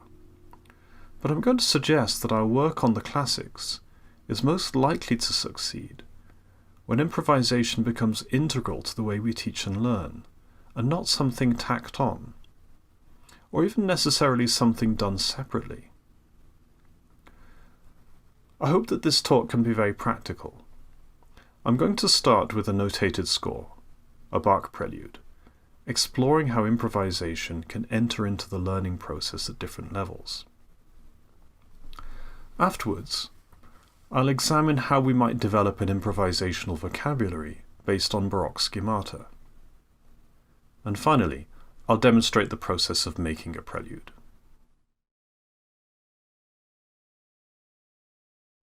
So let's start with a notated piece of music, approaching this topic of improvisation very gradually. On your screen is the beginning of Bach's Fourth Cello Prelude, transposed to G major for guitar, but otherwise unaltered. This is a pattern prelude, an arpeggio pattern applied to a chord progression, like the famous Little Lute Prelude, or the first prelude from the Well-Tempered Clavier. This kind of prelude was very commonly improvised, so it wouldn't be surprising if Bach's way of writing this prelude made some kind of allusion to traditional schemes for improvisation. As we listen to this first large paragraph, let's start by focusing not on the chords, we'll come to those, but on the pattern in itself. Since this is a presentation for a screen, I'll add some brief comments on this arpeggio pattern as we go through.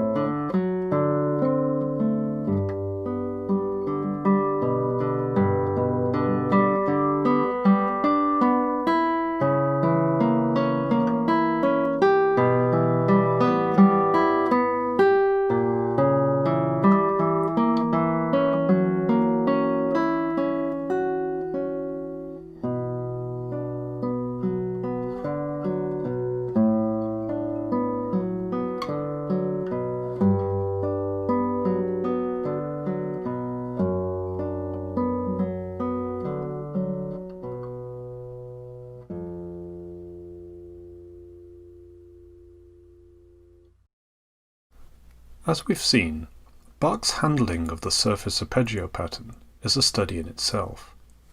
But ultimately, this pattern on its own has very little power to determine what happens on a larger scale, where the harmonies go, or the number of sections. To develop a performance, I'm going to have to study the harmony. In real time, while playing the pattern, this is challenging to do. This is no piece to learn by rote. Far simpler is first to make a harmonic reduction, shown here on the upper staff of each system. Now it's much easier to take in where the harmonies are going, and to hear how the chords vary in activity. Each performer will have a different response to what they hear. As an example, in the opening pedal passage, I might grow a little towards the non-tonic chords.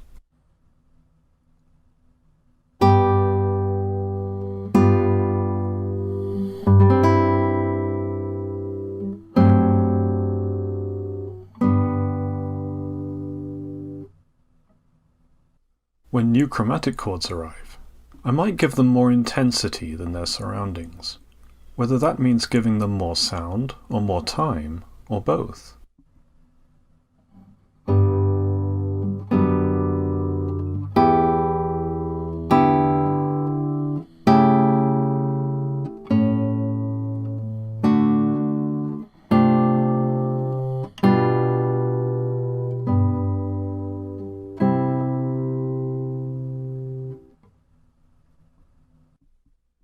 Let's go a bit further. In this analytical sketch, what you see is the bass line of the prelude extrapolated from the rest.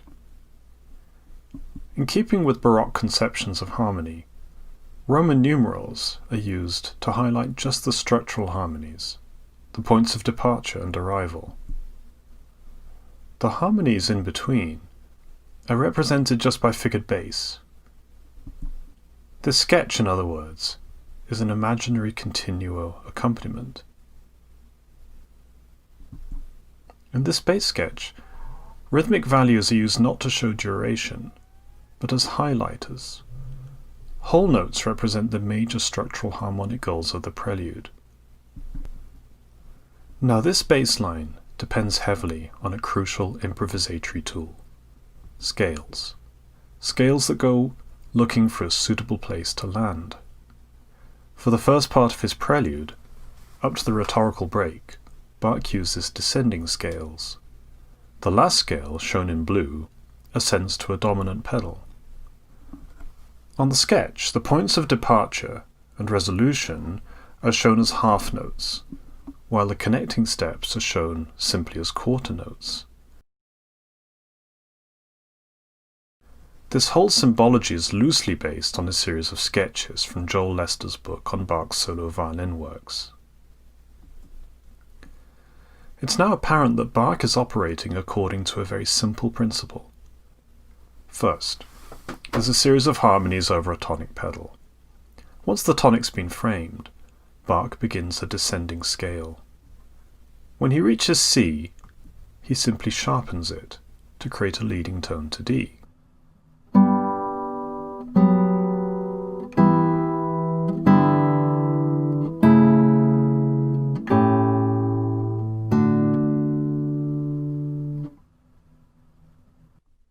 We resolve to D and a new scale begins. It only gets as far as B, harmonized again as a leading tone.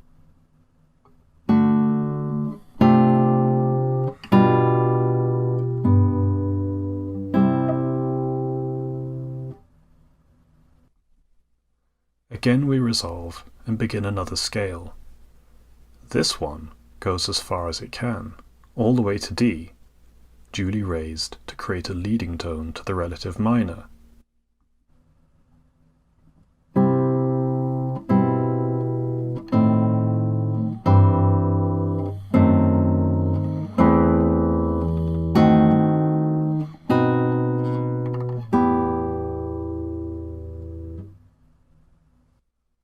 Bach will go on like this until he runs out of leading tones. Now each time Bach creates a leading tone, he delays its resolution by adding a dominant root in the next chord. This creates a recurring motive.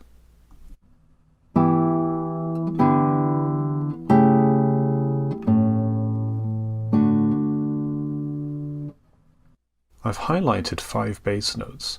La da dee dum bum. Let's pursue that motive.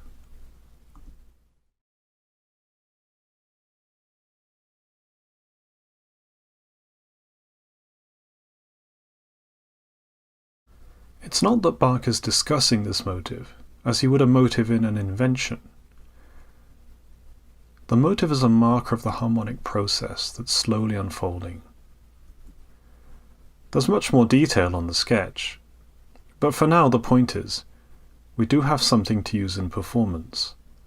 All of these raised leading tones represent surges in the harmony, and I can respond with a natural surge in my performance.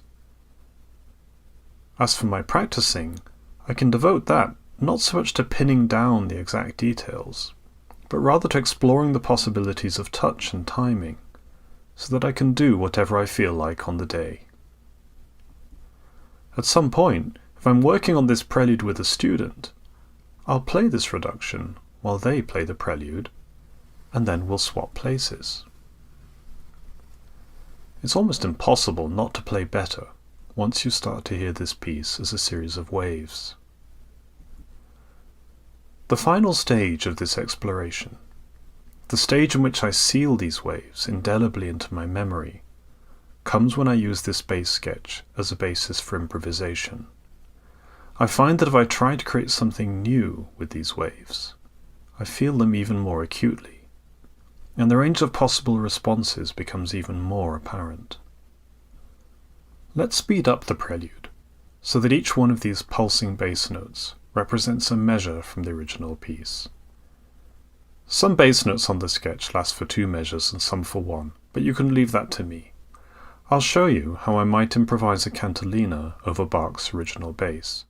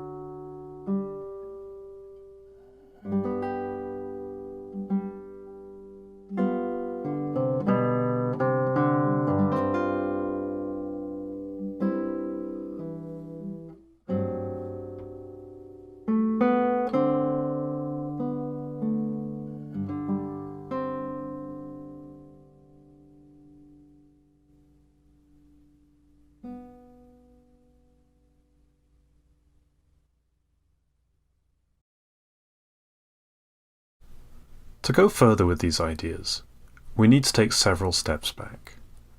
The kind of harmonic processes shown in this prelude depend on a rich vocabulary of patterns that would have been known to every good Baroque keyboard player, and which would have been reinforced by daily improvisations practiced over thousands of hours. Nowadays, these patterns are sometimes called schemata, or schemas. This way of thinking about music in terms of schemata always makes me think of Segovia writing to Ponce to demand a variation that showcases a particular skill, such as tremolo, octaves, or scales. These techniques are the performer's schemata. There's a special pleasure in hearing a composer conjure up something different, while showcasing a skill we're all familiar with. It makes me think even more of studying a dance such as the tango, or a martial art such as Brazilian capoeira. First you learn all the basic moves, and over time you put them together, until they become second nature, and both your way of executing a particular move and your way of putting them together becomes something unique to you.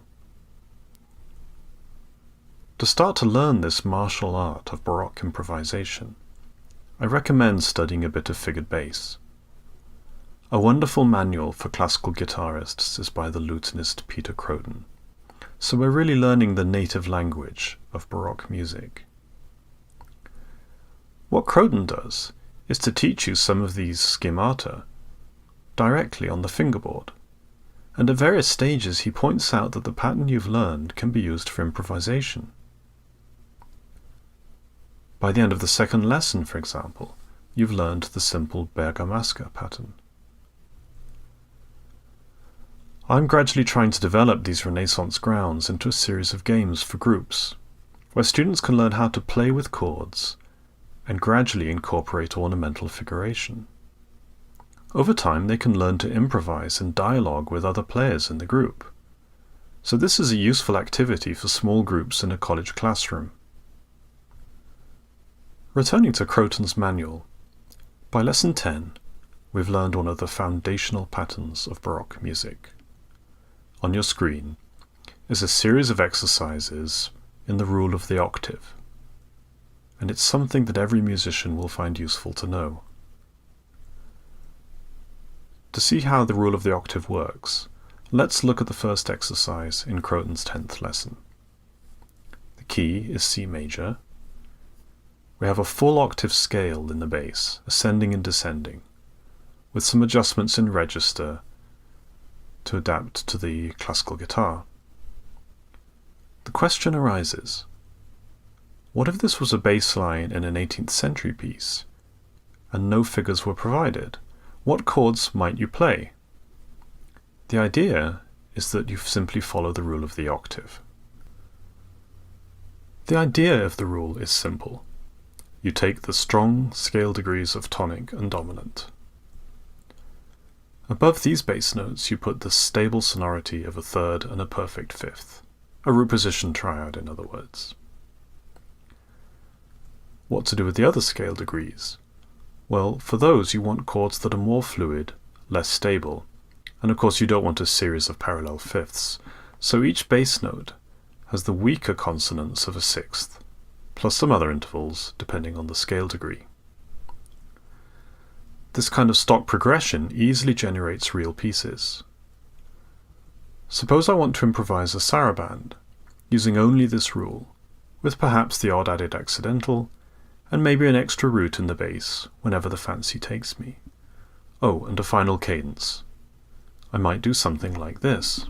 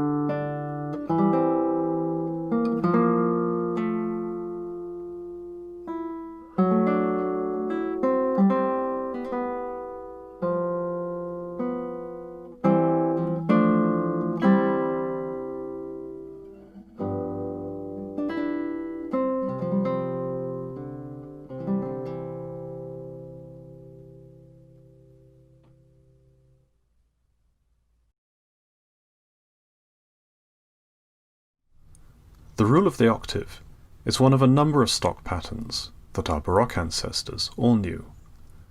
On your screen now is a small collection of them, ordered in such a way that they can be used to improvise a prelude. Let's end by doing that. But what shall I use for my motivic material?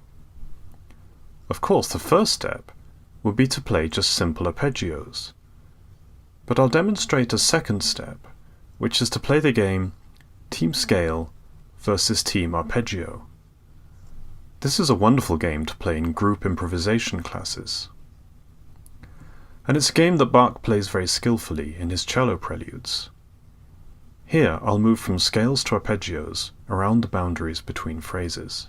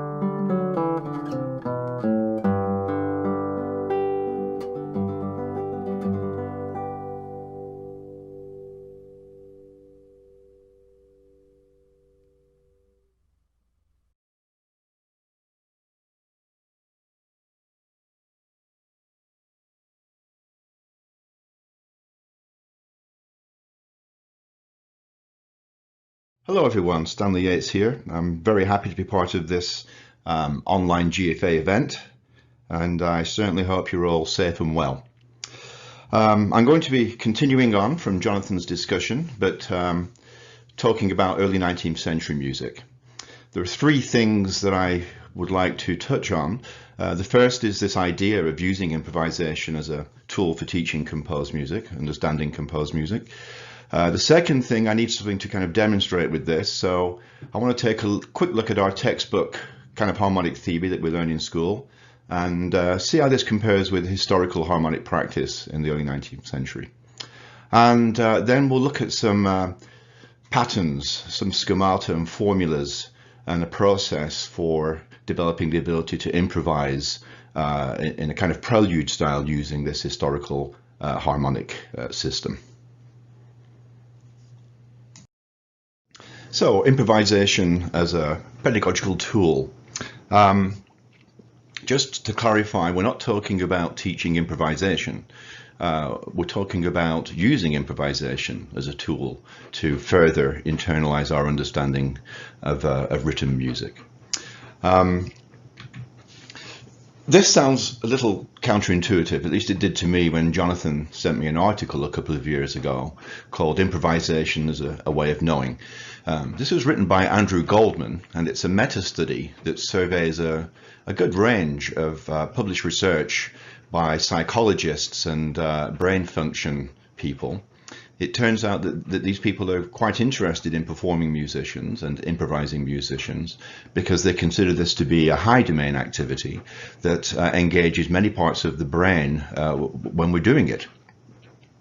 Something that comes out of these studies, is of particular interest to us, is that musicians who improvise regularly seem to have some side benefits of this that non-improvising musicians don't have to the same extent.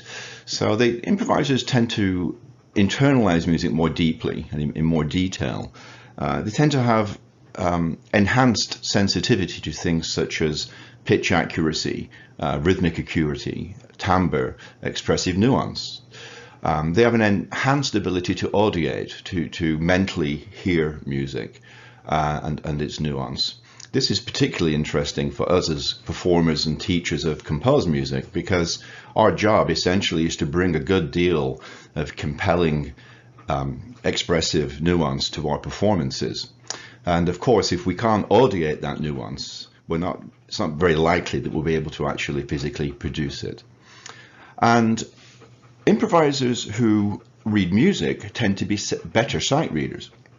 I think this relates to their ability to audiate well, to look at a piece of music and hear it.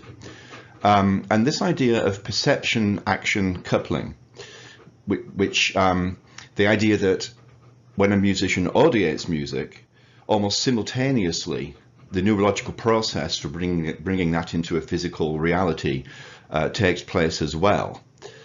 On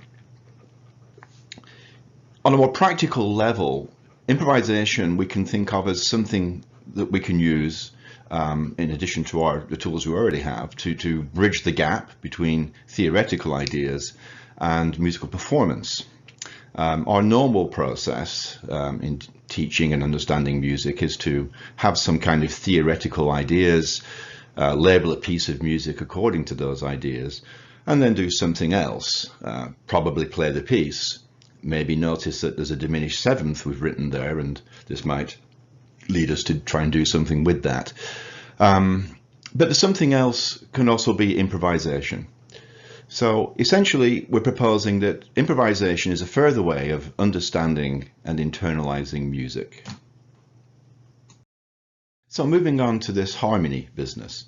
Our textbook harmonic theory that we're trained with in school is based on the late 19th century ideas of Hugo Riemann. We all know what it is.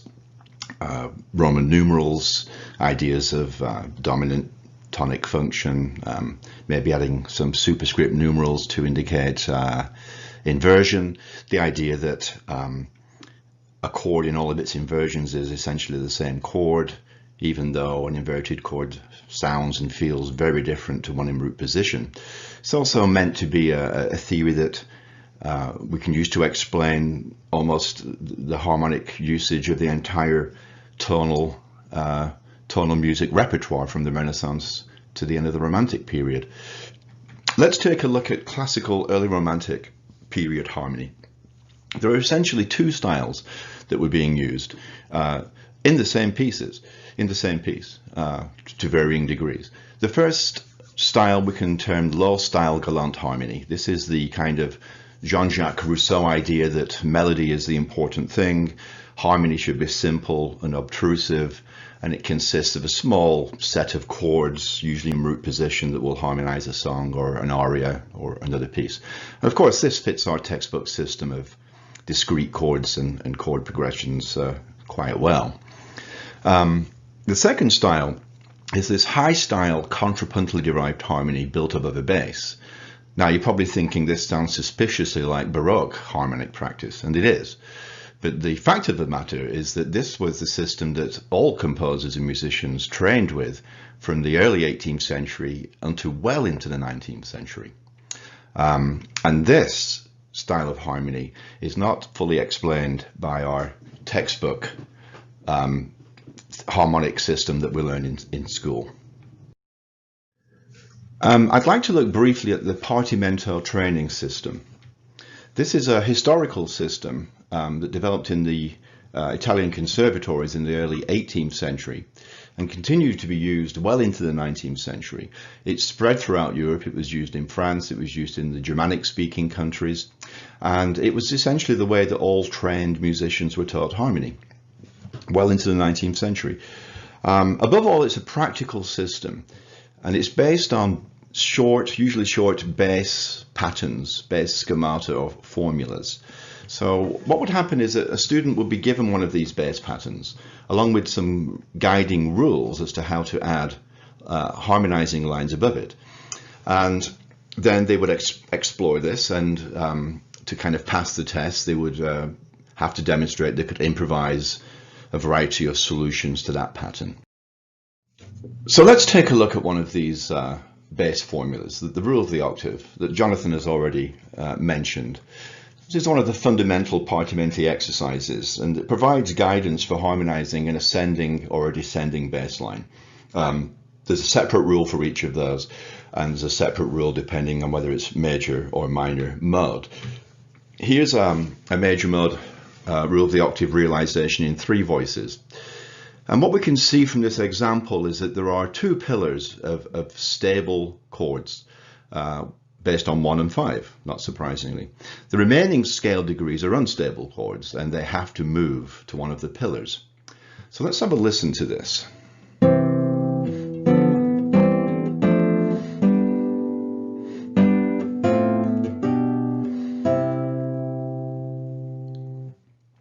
I think what we can hear there is very smooth harmonic progression. We'll look at the same thing in 4 voices as well. We have greater availability of intervals because we can use 7th chords, but the basic principle remains that we have 2 stable pillars with the remaining scale degrees being unstable.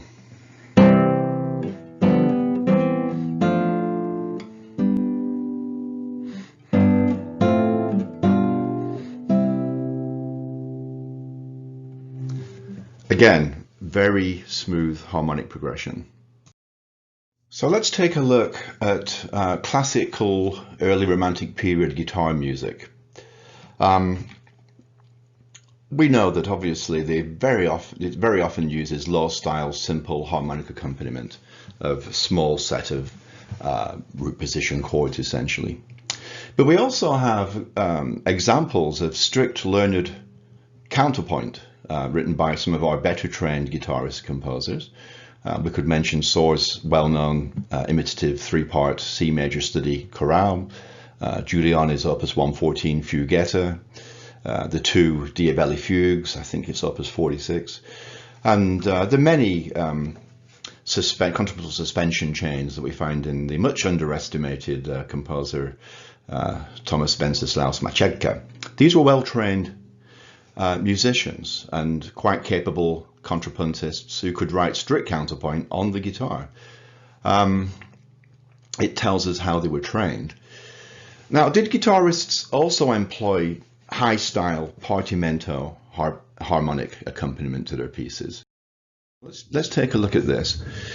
Here's an example taken from Carulli's Harmony Applied to the Guitar, which he published in Paris in 1825. It's a method book for teaching how to write accompaniments to songs and other melodies. So we have 2 examples. Each consists of a complete ascending and complete descending bass line, and one's in major, one's in minor. And in arpeggiated form, what Carulli does here is follow to the letter the rule of the octave. The root position chords are on 1 and 5, the rest are in inversion. And in his accompanying text, it's obvious that he's quite aware of that. So what we have here is Carulli in Paris in 1825 telling his readers to consider using the rule of the octave as something they can do to harmonize their songs. So let's have a look at some practical examples from the repertoire. First of all, here's a low-style harmonic accompaniment from a Giuliani song, and we can just look at the bass line and see it's a bunch of root position chords, just 1s and 5s in A minor, followed by a 5-1 in C. But then at the end we have some stepwise movement in the bass for the cadential passage, and this is harmonized according to the rule of the octave. So let's just hear some of these sounds. I won't play the whole thing, but you know, we've got these kinds of things. And then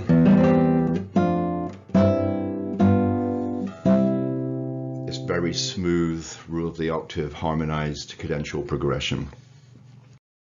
Here's another example from Giuliani from one of the studies. It was one of the simplest I could find. Of course, it's a melodic upper voice, etc. But if we reduce this down to the actual progression itself, we take a look at the bass and we can see we have an ascending or stepwise bass in C major, harmonized according to the rule, followed by some leaps in the bass for a cadence, and then another rule of the octave bass ascent, now in the dominant key. Let's just listen to this so we get it in our ears, something like this.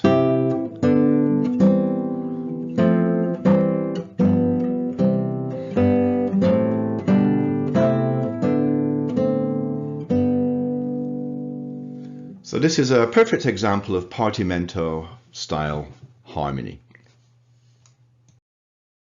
So how might we internalize and teach this harmonic style? Well, the usual way of some theoretical guidance, but then we can take some further steps in real time on the instrument, exploring the theoretical guidance, experimenting with it, and eventually freely improvising on it.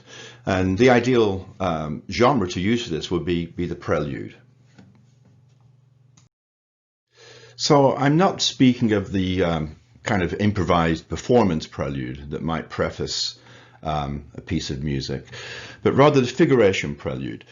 This is a genre that's defined usually by a single repeated figuration throughout, an arpeggio pattern perhaps, and the active element is harmony, so it's perfect for our purposes. We have some historical guitar examples that we can use as models, not very many, but we have some. Carulli Opus 114 is a good source, and also very often pieces called such things as lesson, exercise, etude, caprice, etc. Are indistinguishable from the figuration prelude. So we do have some models to turn to in our repertoire to get some stylistic guidance if we feel that we need that. But we need a plan to start preluding.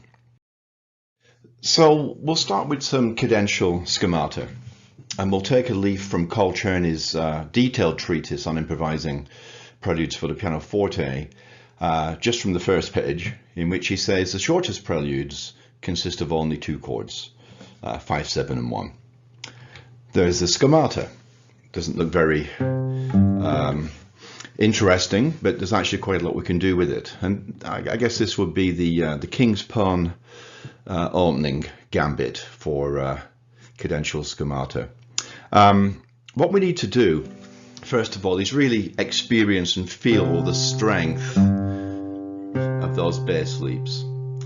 And then we need to think about the intervals that we can put above them, rather than thinking C, G7, C, or 1, 5, 7, thinking about the intervals that can go above. The root position, so we're only talking about intervals 3 and 5, and their compounds, and perhaps interval 7 for the 5 chord. So we can explore that, and we can explore it in 3 voices and 4 voices. 4 voices is a little more challenging to do correctly on the guitar because of fingering limitations. But we can do this in 3 harmonic positions. And a harmonic position is defined by what's in the upper voice. So harmonic position 1 has the tonic in the upper voice. Position 2 has a third. And you guessed it, position 3 has the fifth. So we can explore this kind of thing in a range of guitar keys, and it starts providing us with quite a bit of material. And the idea is to do it in an exploratory fashion, thinking about the voices. We can go a bit further by thinking about the voice leading of the half steps, 3, 4, and 7, 8, to make sure that they connect properly. And we can also think about the upper voice, trying to move it by step. But the main thing is thinking about the bass and the intervals above. We can then move on to deceptive cadences and other weak cadences. Here's a standard schemata. A cadence like this requires some continuation, which gives us longer patterns. We can just follow the weak cadence with a strong one. Here's another weak cadence where we don't resolve onto a 5-3. Again, we need continuation with a strong cadence. And we can move on to the archetypical galant cadential progression, which consists of a stepwise bass ascent to the 5th scale degree, and the 5th scale degree is harmonized with a 6-4. We've heard it a million times.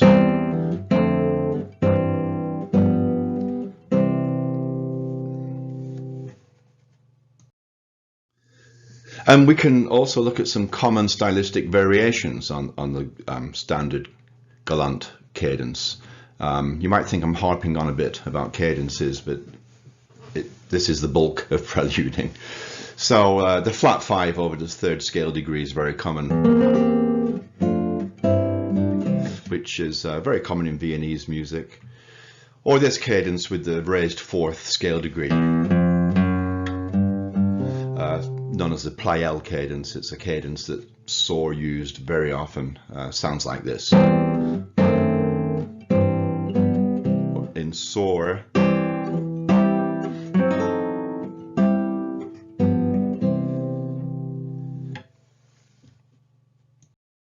so we're very close now actually to being able to improvise a complete short prelude. We have some historical examples of short prelude progressions, 6 or 8 chords. Usually these are notated without meter. Diabelli published a set of them. We can find some in Giuliani's Opus 100, and of course in many method books of the period, Doisy, Carulli, Molino, Carcassi, and so forth, if we want to look at some stylistic models. What we need, just to finish this off so we can actually play a prelude, is a formal schema. We need some opening formulas, and we need some closing formulas. So let's look at those next. So some opening formulas. Well, here's a simple one. A tonic pedal above which we can add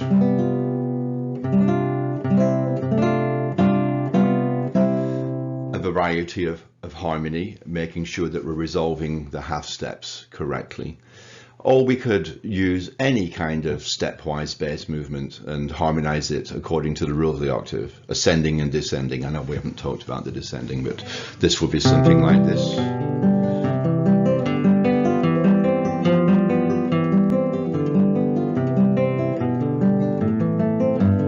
The cadence.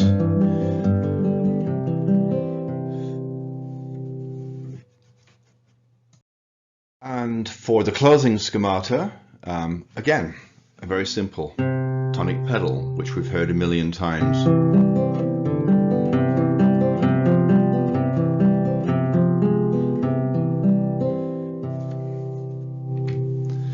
Or we could do a bunch of low style 5/1s.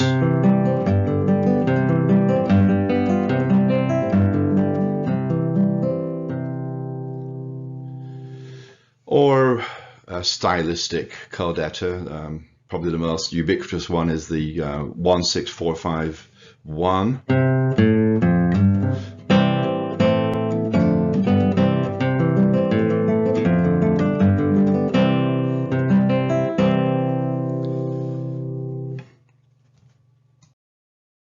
If we want to move on to more fully developed preludes, I'm not going to talk a lot about this because we don't have time, but we have some historical models in the repertoire. Carulli, Diabelli, Giuliani, Molino, etc. published some of these things. We need an overall broad formal scheme, and we just need the scheme that's used for all tonal music: exposition, development, and recapitulation. Now, of course, there's no thematic implications in this. It's purely by key. So we need this development modulating, some ideas for that. And this is the most interesting and fun part of improvising preludes. There's so many interesting ways to modulate and so many interesting places you can get to, you can move through and all of this. It's too involved for today, but I just do want to give you just some couple of simple examples of modulation to a closely related key.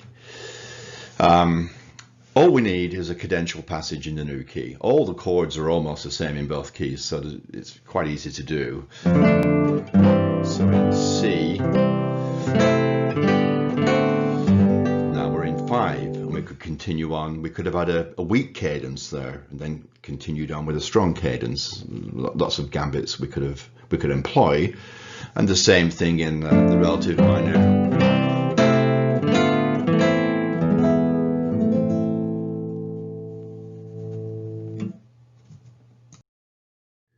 So to start wrapping up here, I've suggested a pedagogical sequence.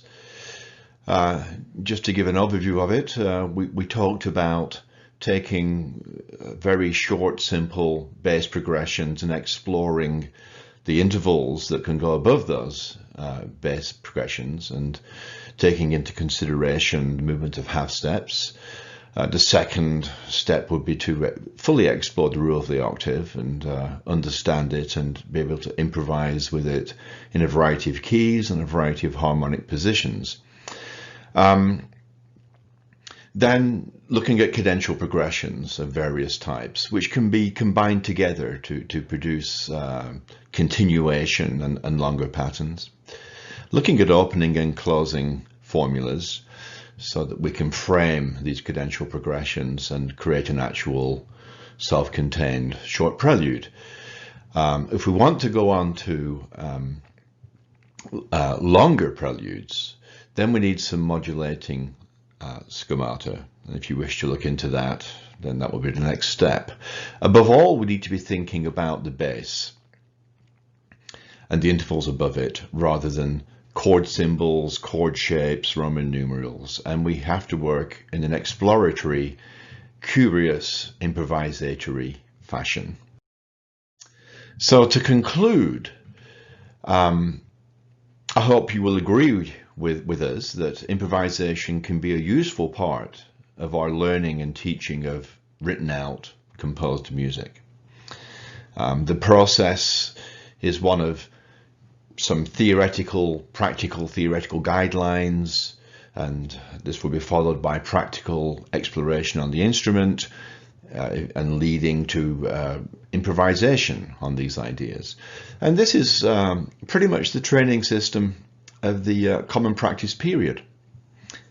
It combines theory with practice, and it adds the musical side benefits that regular improvisers seem to enjoy. So with this, I'd like to say thank you. There's just one remaining slide that would have to be paused so you could read it. It's some resources. If you can't do that, just remember this: classicalguitarstudy.com. That's one of my websites. It's where I put all my publishing stuff, articles, lecture handouts, and so forth. And I will put my lecture notes up there for this lecture, and my musical examples, which are far more than what I showed today. And with that, presumably, on to Steve.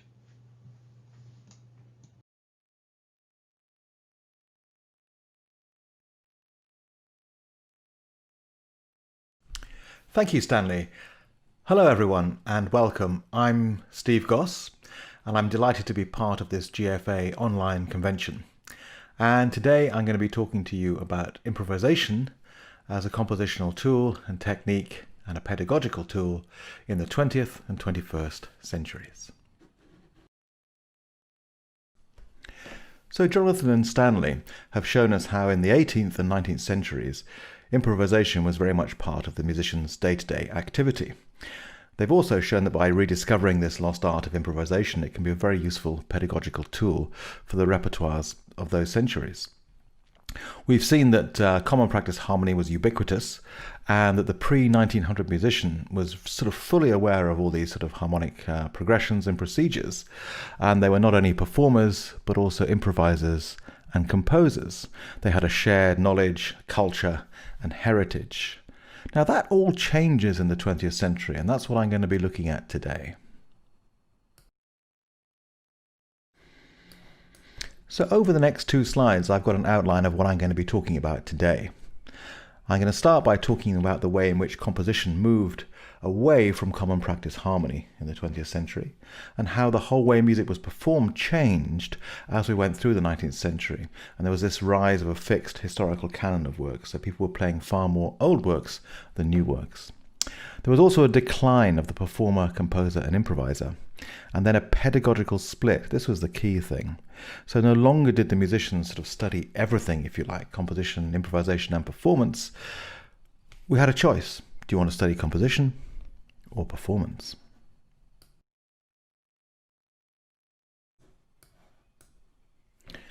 I'll then get on to more guitar-related subjects and look at the guitar's idiom and how composers approach it. I'll also look at the ways in which composers use improvisation in their compositional process. First of all with Villalobos on the instrument itself, and then Benjamin Britten in a slightly more abstract way. I'll then look at the ways in which composers work on music with performers in a collaborative way. And I'll look at two composers, first of all from Denmark, Per Norgard, and from the United Kingdom, Julian Anderson. And at the very end, I'll give a little hint as to how we might use improvisation in the classroom for people learning 20th and 21st century works. The vast majority of works performed today by guitarists, orchestras, string quartets, and so on is music from the past, and music by living composers makes up a small percentage of the repertoire or the musical canon. This wasn't always the case, and it's something that's shifted gradually over the centuries. The 19th century being the most significant in this move.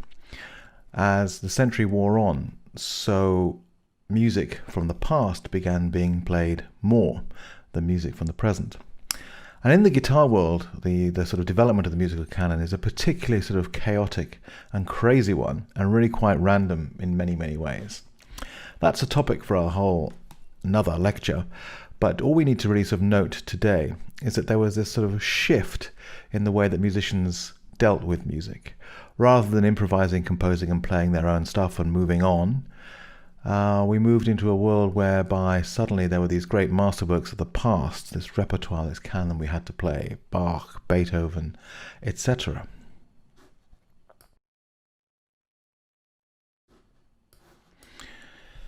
There was a change in the way that music was taught at the beginning of the 20th century, around the time of the First World War, around the time of the sort of dissolution of harmony and the advent of modernism. And this is the sort of separation between performance and composition teaching. So performance teaching was very much practice-based, but composition teaching was becoming much more theory-based. And so we get this split. You're either a performer or a composer. And as Leon Botstein points out, as early as 1902, only 5% of musicians giving recitals in Vienna performed their own compositions.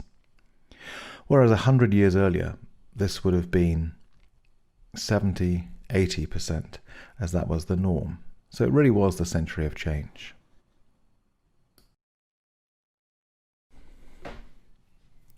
So the connection between a person's instrument and their improvising on that instrument and composition changed in the 20th century. And indeed, the two things were taught very separately. And composition began to be taught away from the instrument. So instead of exploring sounds through improvising, composers were instead using techniques, intellectual notation-based approach. So that the score became the center of the musical activity, the notation of it, rather than the sound. So we move from performance as text to score as text. And the score has gradually, through the 20th century, come to have more and more significance. So composition became an academic subject, something that could be rationally analyzed and explained. Instrumental pedagogy developed enormously in the 20th century, and there were lots of incredibly devoted teachers who devoted their lives, their careers, to finding new ways of teaching the instrument. However, there was one aspect of performance teaching which still kind of bubbled underneath the surface, and this was the whole notion of mimicking the maestro. So rather than having a sort of creative pedagogical environment, the idea was all about copying. And this was kind of perpetrated by various maestros whilst giving masterclasses. I think what we have to remember about people like Segovia, even Julian Bream, and certainly similarly maestros on other instruments, is that these international touring superstars were not necessarily natural pedagogues. They didn't necessarily understand what teaching was about and how it worked. So what they tended to do was simply say, this is what I do, follow my example. And that led to this whole notion of closed editions. The idea that you have an edition which counts not only to give you the score of the music, but also to give you a lesson in how to play it, liberally covered with extra markings put in by the editor, the performer, in terms of fingerings, string numbers, etc., etc. So the score becomes the end point rather than the starting point of any interpretive decisions.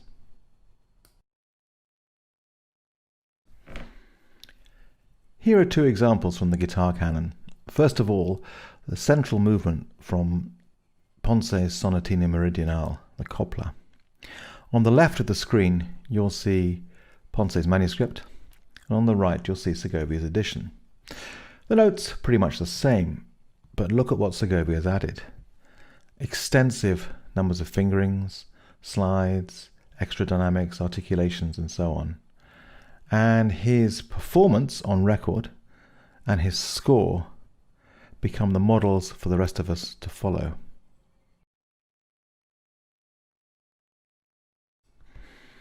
At the top of the slide here, I've got the heading Editing as Palimpsest.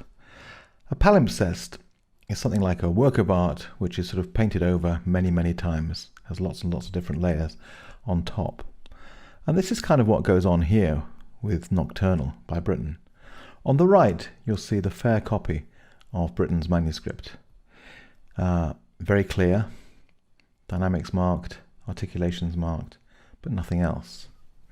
On the left-hand side, you can see the Julian Bream edition, which is covered in fingerings, right hand, left hand, string numbers, and so on. Campanella effects, and other very guitaristic things which have been added to Britten's single line. We need to really separate what is Britten and what is Bream. The score on the right is Britten's Nocturnal. The score on the left is a lesson from Julian Bream on how he played Britten's Nocturnal. I'll just leave that there.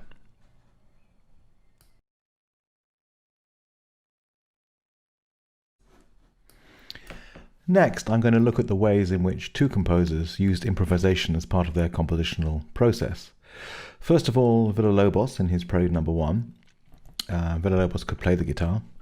And secondly, Benjamin Britten in Nocturnal. Benjamin Britten didn't play the guitar. In a moment, you'll hear a recording of Villa-Lobos himself playing the first prelude from his set of 5 preludes. There are many differences in this performance from the published version, and this largely comes around from the idea that when you're improvising music and an instrument, there are often many different versions of that piece, and the kind of fixed version that ends up in the final edition is just one of many, many possibilities. So here's the idea of the fluid score. A score that has to be fixed for the sake of publication, but its culture, its heritage comes from an improvisatory style where sections and blocks are kind of interchangeable. Here also, the idiomatic writing for the guitar stems from improvising on the instrument, because Villa-Lobos knew the instrument well. But he's balancing that with a deep understanding of compositional technique, of harmonies and how they work. He's not simply letting his fingers run all around the instrument until he finds something which he thinks sounds quite nice. He's superimposing a whole load of compositional technique which he's got from the rest of his career as a composer. So here there's a really special balance between improvisation and composition.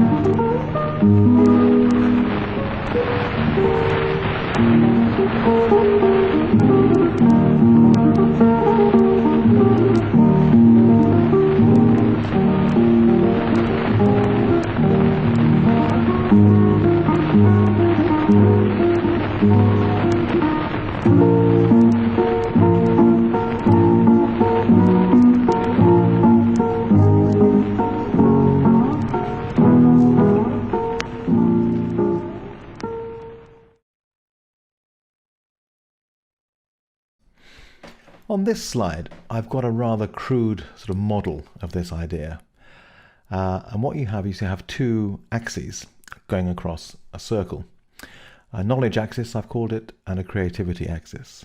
Now, the knowledge axis is a kind of balance between compositional technique and understanding of idiom. So with this Villa-Lobos piece, you've got a composer who has all the compositional technique and also has the idiom. So the kind of point on that line is around the middle.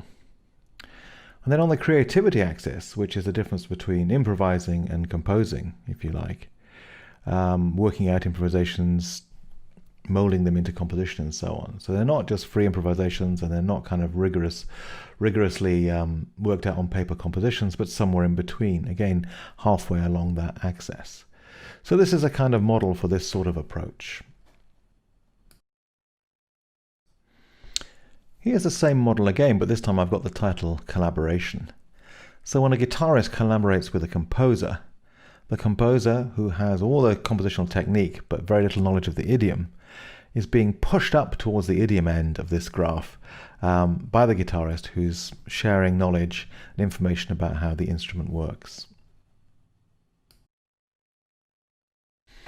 My second example is from Benjamin Britten's Nocturnal, and here I've put the title Britten Improvising on Dowland.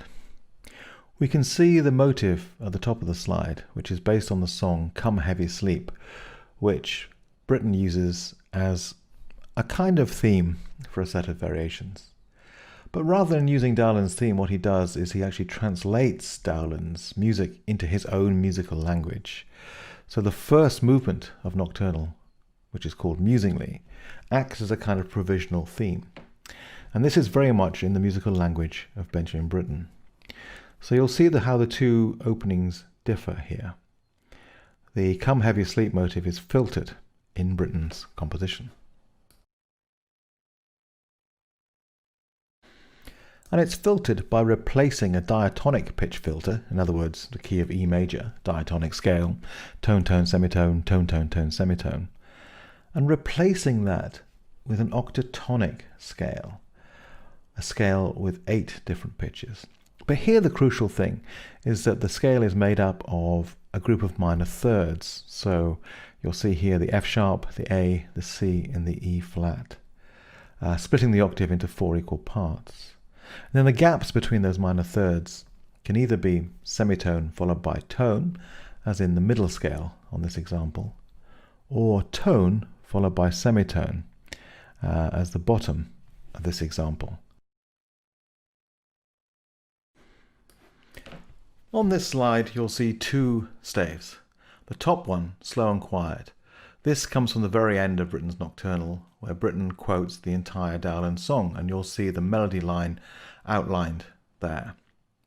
Underneath it, on the line marked Musingly, you'll see Britten's improvisation on this Dowland theme that he uses at the beginning of Nocturnal. It follows the same basic shape, but it's been filtered by this octatonic pitch filter, so the pitches sound very much like they're in Benjamin Britten's idiom. He's also made the rhythm much freer and added some decorations and articulations. So first of all, you'll hear slow and quiet as it appears at the end of the piece, and then musingly.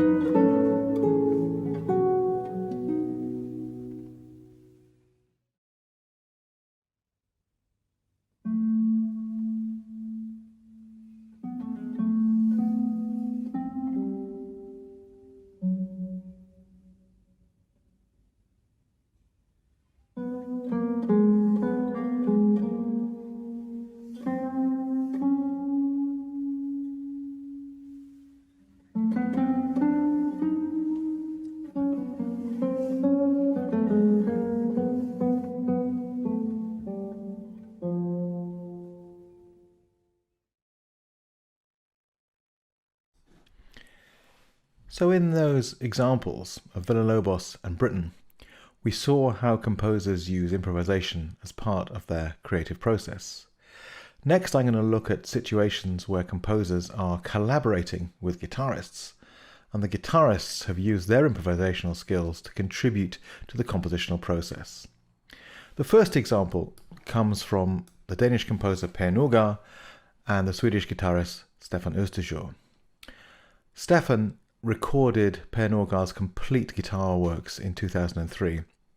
It's a double album, and one of the big pieces on that album is a piece called Clubs Among Jokers from 1989. And when they were working on the piece together, Stefan and Per, Stefan looked at the beginning of this piece and said, I don't really understand what you want here, because you've got these fanned beams which suggest that the music might be getting fast to the middle of this gesture and then slower again.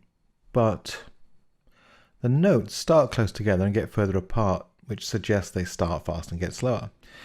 And Per Nørgaard said, I can't remember, I must go up in the loft and have a look at what I put on the manuscript. Anyway, you'll hear now this original published version of the second joker from Clubs Among Jokers.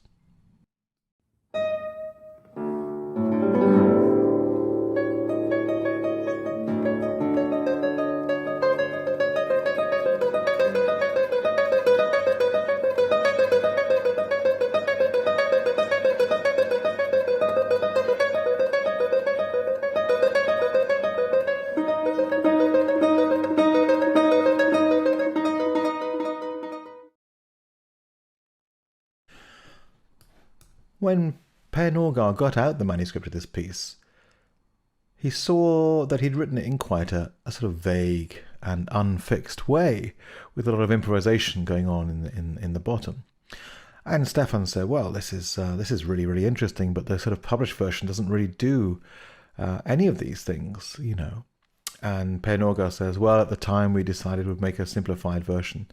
So Stefan says, well, maybe I can improvise a version which will be closer to your original idea. So here is the version that Stefan Østergaard worked out himself and put on his recording. It was one that Per Nørgaard was very, very happy with. So 20 years after the original piece, the beginning was completely transformed through this process of collaboration and improvisation.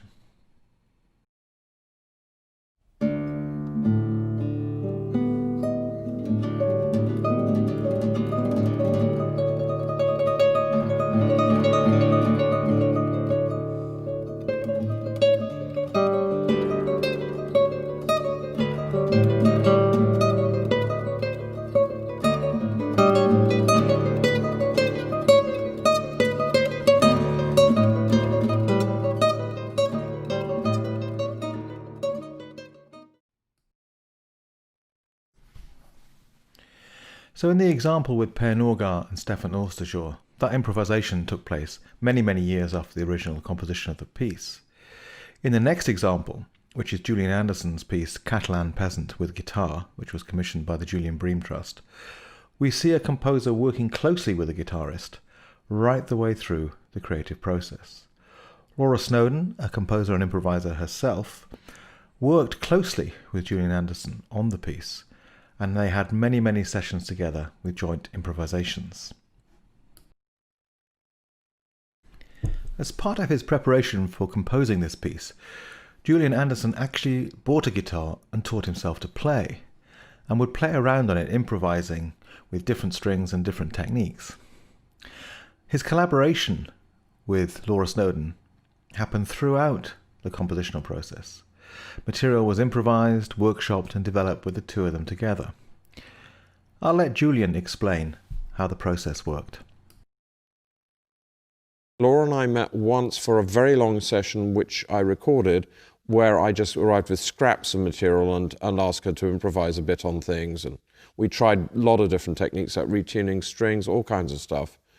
And she advised me very carefully about, you know, what does and doesn't work, and also what does and doesn't work for her, because of course I would like any guitarist to be able to play the piece, but when you're writing for a specific performer, it's nice if their particular qualities can come out in the music you're writing.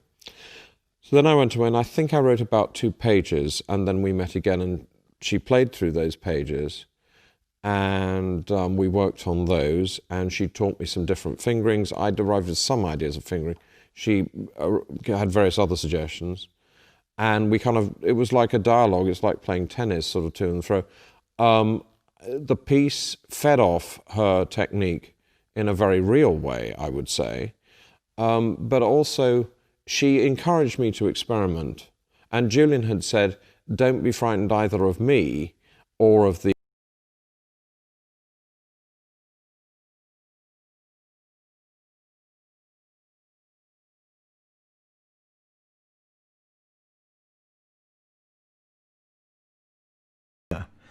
In it, you can see there are some pre-composed bits which are being sort of edited.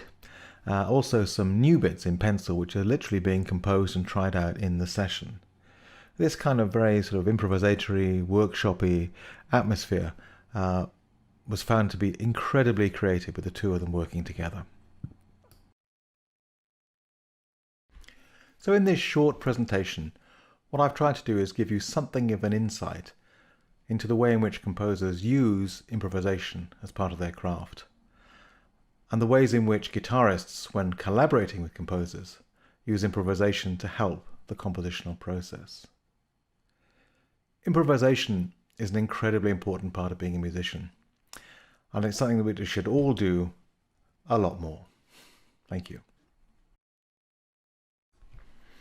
I'm now going to hand back to Jonathan, who is going to give you a demonstration of how improvisation might be used when learning a piece of 20th century music.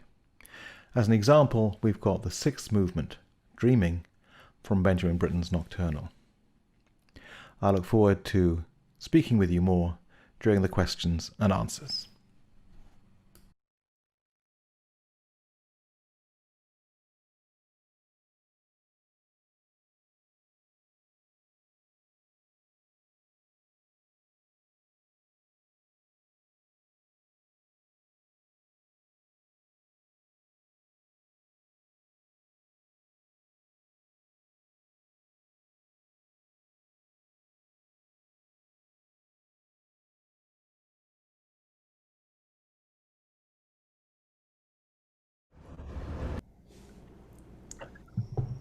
Hello, everyone. Welcome to the live question and answer.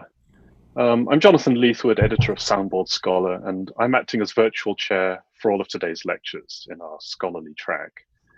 And you've just heard a marathon set of 3 talks relating improvisation to how we learn and play and compose, and especially its relationship to notated music.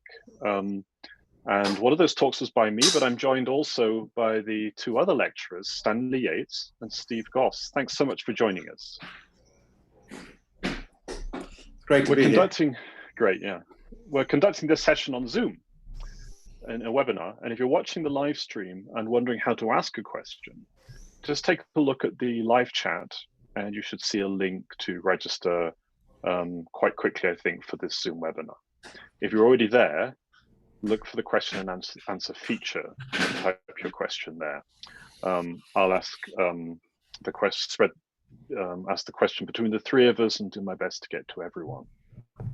So while we wait, I don't know, Stanley, I was just thinking a lot about what you said about low style and high style, and specifically about Saw's criticisms of his contemporary guitarists. Is a lot of this just a misunderstanding of how low and high styles can be applied? It sounds like he's actually criticizing the low style, and it's a style that he never himself used. Well, I think that there are examples of quite plain root position style harmony in many of his pieces. In his method, of course, he rails against the Italian guitar style, but I think he's getting upset about a couple of things. One is getting upset at the idea of pieces only being in keys that employ open bass strings, and I guess the interminable ringing of them, and the fact that these pieces never do anything else. And of course, he's also promoting himself as a harmonist. But I don't think it's true that Saw avoided using low style harmony. I think he used it quite a bit. Yeah, I mean, I often get the feeling that he finds clever ways of using it, you know, Yeah. pastoral pedal tones, things like that. So you kind of don't notice the simplicity of it. I'm sure we should be getting more into talking about improvisation, though. Yeah. Steve, one thing I've been thinking a lot is just how modern Roman numeral analysis often ends up, so many of our students don't really end up with something they can use. They don't really have a very holistic view of No. how things like chord progression, scales, and so on apply to their music, and it becomes hard for them to apply it to brand new styles that they encounter. And I just wondered if you had any thoughts about that. Yes, I mean, I think, you know, in your talk, you talk basically about the value of figured bass. And essentially, you know, as a way of understanding how counterpoint works and how voice leading works, it's a great introduction to it. In fact, one of the things I like students to do is to reduce a piece that they're playing, say a piece of Bach, down to its bass and its figures, and to build a piece up on from that. Not necessarily improvising in real time, but thinking, how can I use this bass line and these figures to create something different, and how much flexibility is there within the shape. Whereas Roman numerals don't really let you do that in the same way, because you're constantly thinking in terms of 2-5-1s or 6-2-5-1s and thinking about the notes you require. Whereas, you know, if you're improvising over a figured bass, you only have to think about intervals, and you know, if you get stuck, you just have to think about one interval. So it's a much more kind of natural and kind of musicianly way to start building things up, you know, from a reduction. Jennifer is asking really this very exactly, what do we do? Have any of us incorporated teaching these Baroque 18th century schemata into the music theory or history classes at university? Yeah, I mean, schema theory is also a hot topic in musicology and music theory at the moment. So it is making its way into pedagogy in college classes. Stanley actually drew my attention to a textbook called, what's it called? Harmony Counterpoint Partimento, which is an attempt to provide an undergraduate text going through all of tonal music using this more holistic approach. I have absolutely no idea how it would work out used in a typical college class. Stanley, what do you think? What have you tried to do with your students? Well, in terms of that textbook, just briefly, yeah, I think it would be quite an undertaking for the typical US undergraduate student to take on that kind of work, to try and get through the entire course, you know. But what I've done, I tried to use improvisation a bit in any of the kind of technical or kind of expressive ideas that I show my students. So, you know, if we're looking at a little Baroque piece, I'll give them a little bit of information of what to look for and where you can fill in a third or where you can add a trill when you come across this particular situation. So I'm very keen on doing that kind of thing rather than just saying, let's do a trill here because here's a half step. I'd much rather they played through and experienced that and improvised it for themselves, and then make some choices as to what they actually like. And with, you know, with fingerboard harmony, I do try to incorporate improvisation into that, based on a bass, for example, but also based on Roman numerals. You know, add a figuration and maintain it all the way through. You know, following those numerals. But I've not done any kind of serious work on this yet, because of course I'm still formulating my own ideas about it pedagogically, you know. Just to jump in at this point, I think one thing that I found very interesting when I teach at the Royal Academy, where we've got a fingerboard harmony class, guitar students come in knowing a lot more about sort of basic chord symbols, you know, G7, D minor 9, and so on. And actually, in many ways, those are much, much more useful than Roman numerals. Yeah. So Roman numerals always require some kind of key designation. And as soon as you add that level of complexity, then simply thinking so in a way, just using a combination of figured bass and chord symbols is quite a quick way to kind of connect many different styles on the instrument and think about the instrument harmonically. Yeah. Steve, Michael Negro would like to know, was there any collaboration with Xu Fei Yang when you composed your Albanian concerto? I know you really thrive on collaboration. I do. Collaboration is different with everybody. I mean, that's the thing. No two collaborations are the same. In the case of the Albedo Concerto, I have to confess that I basically wrote the whole thing and handed it to her. But by that stage, we'd done several projects together, and I had a great knowledge of the kind of thing that she liked doing. And one or two of the things, particularly in the cadenza, were left quite loose. And it was she who kind of tightened them up. So the kind of final printed version, if you like, was a result of her playing with my material, rather than the two of us being together in a room, collaborating and improvising. I would say, kind of, here's a draft, do what you want with it. And she did that in many other places in the concerto too, revoicing things, adding ornaments, changing figurations, right hand patterns, etc. Fabio Bartoloni asks, do we think that the 19th century killed the ability of classical trained musicians in improvising? And so it's just now we're paying more attention to it. Yeah, Steve, in your talk, I was actually struck by the very early date of the loss of improvisation, right in Vienna at the very beginning of the 20th century. Already people had almost given up.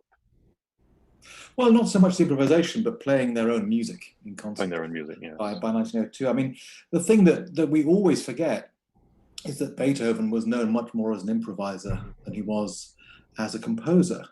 You know, people would like to hear him improvise first and foremost, and that was the great skill. And of course, you know, the great pianists of the 19th century would improvise preludes to just about any piece they played, or links between Beethoven sonatas, for example.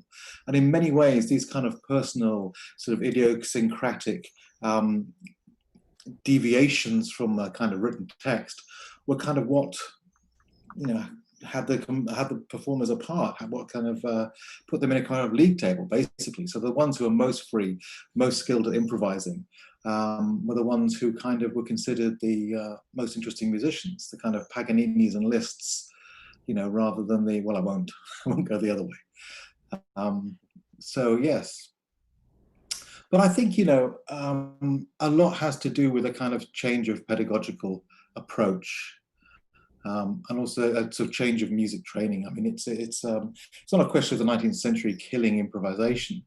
In a way, it's this whole split, which I mentioned in my talk, between, you know, you either want to say to be a composer or a performer. You know, which one are you?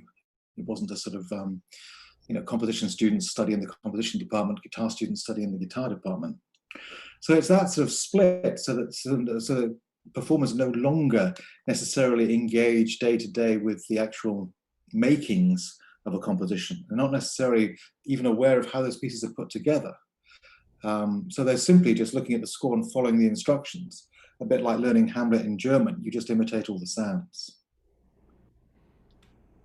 I've just been reminded to announce that there is another little Zoom webinar coming up for people interested in talking research, like a researcher's happy hour. And it's starting in something like 40 minutes from now, 2 o'clock Pacific time. And the instructions for joining that should be appearing in the live stream chat. So take a look there, or over on the Zoom right now and distracted from that, just let us know and we'll send you instructions that way. A question for Stanley is from Jim McCutcheon, and he says, I love using improvisation.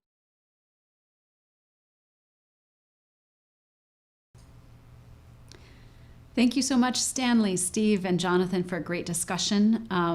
Jonathan, as he mentioned, I believe at the beginning of his introduction, is the editor of Soundboard Scholar, our annual refereed journal. And we love seeing contributions in there from wonderful scholars around the world. So please, if you have thoughts and research that you're doing, please do share, reach out to Jonathan and make that connection so that we can continue to develop the research in our field. We're going to cut away. That conversation is continuing in Zoom if you'd like to follow it. But we're going to, for our last block of content for this morning block, we're going to jump on over to a performance by the Canadian Guitar Quartet, sponsored by Strings by Mail. Yeah, enjoy.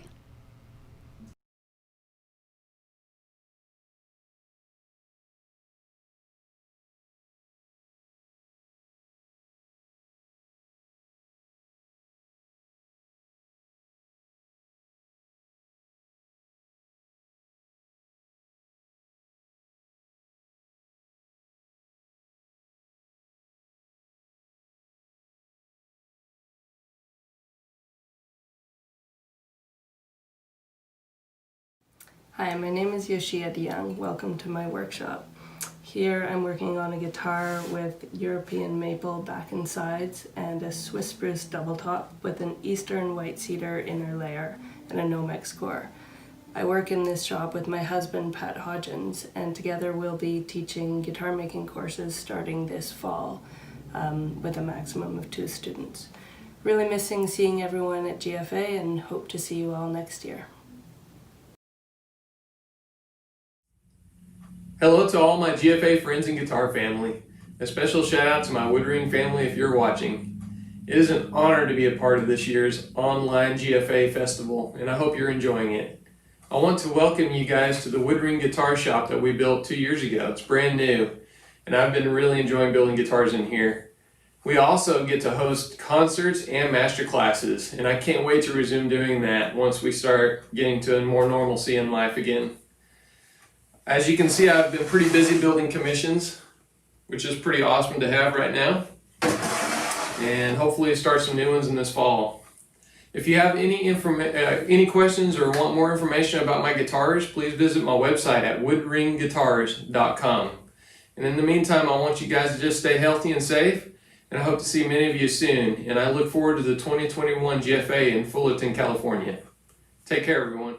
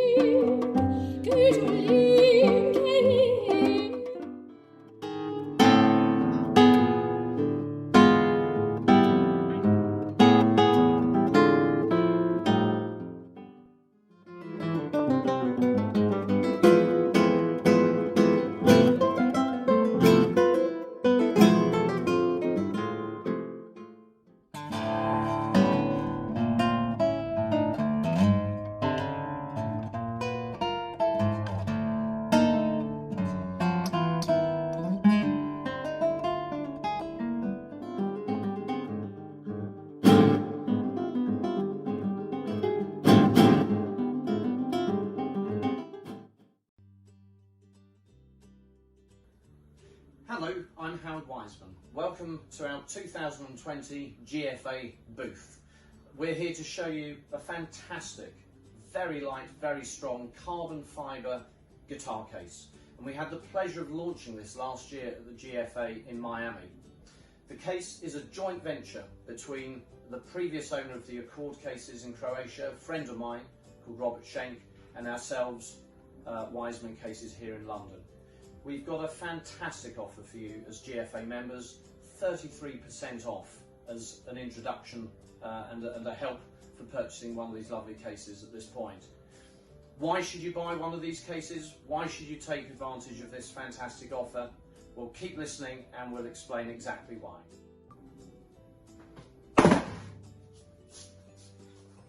Now that's the guitar making an entrance.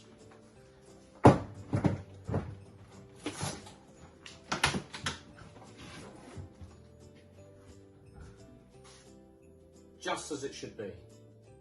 So, why wasn't I worried? This case has everything it needs to protect the instrument. A hard, crush-resistant shell. The shell is incredibly light at only 4.5 pounds. So that reduces the inertia in any accident or fall, as well as saving your back, of course. You also need fantastic internal suspension of an instrument. This has padding above supporting the instrument and below supporting the instrument, all adjustable to any size guitar that you may have. This case also has an interlocking lid to the base. It goes into a groove all the way around with fantastic lightweight magnetic locks and also a Velcro strap for added security. The other feature on this case for comfort is that we've mounted the straps from 2 separate points so that it doesn't pinch on your neck, and you also have a lovely leather padded handle here. Do take advantage of our fantastic 33% offer and invest in a Wiseman case.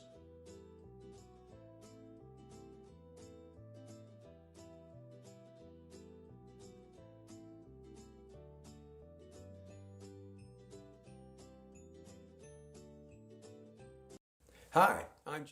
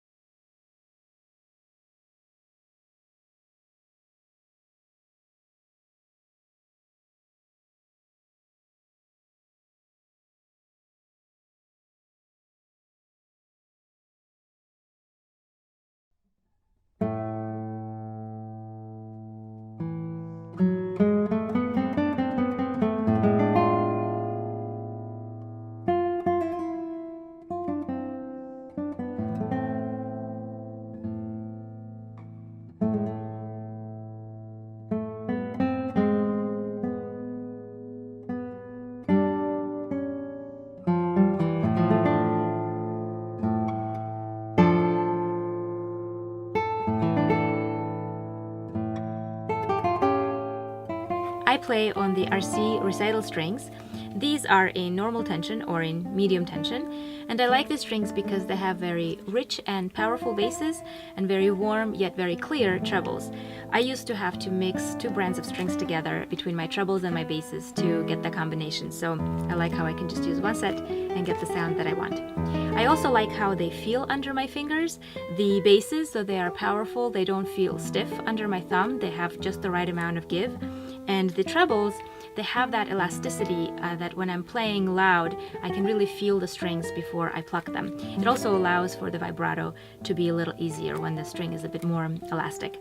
So for me at least, the tactile feeling of playing the string is just as important as the sound that they give.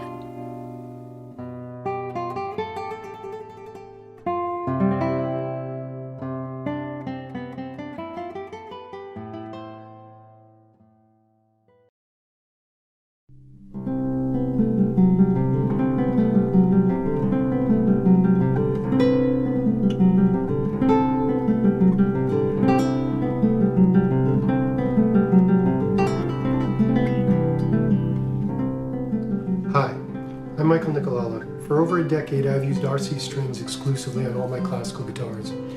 My set of choice is the TTC-30 Titanium plus Carbon. They have rich resonant basses and clear bell-like trebles with wonderful sustain.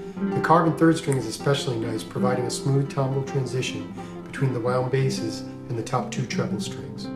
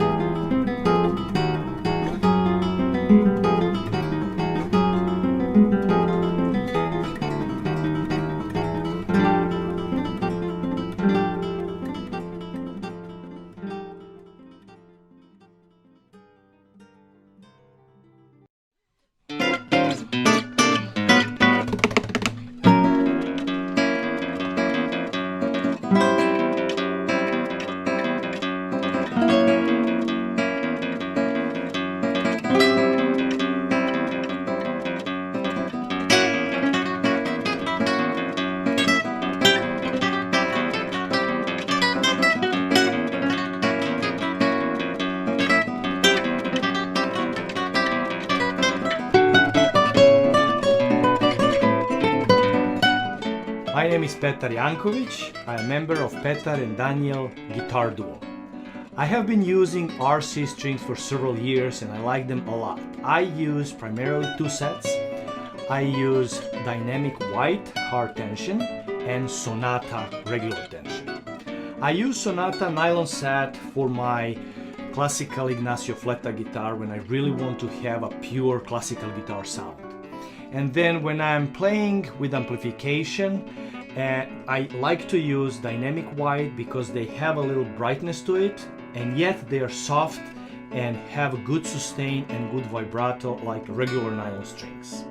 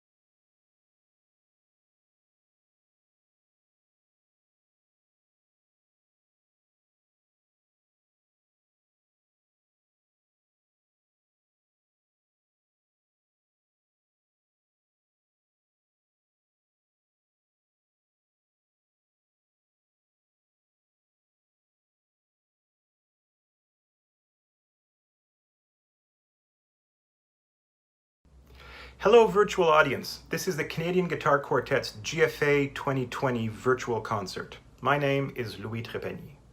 Since we can't be with you in person, and we can't even get together ourselves to put together a new concert for you because of lockdown conditions still in effect, the next best thing is we've got a concert that we did right before the lockdown happened, which happened in February.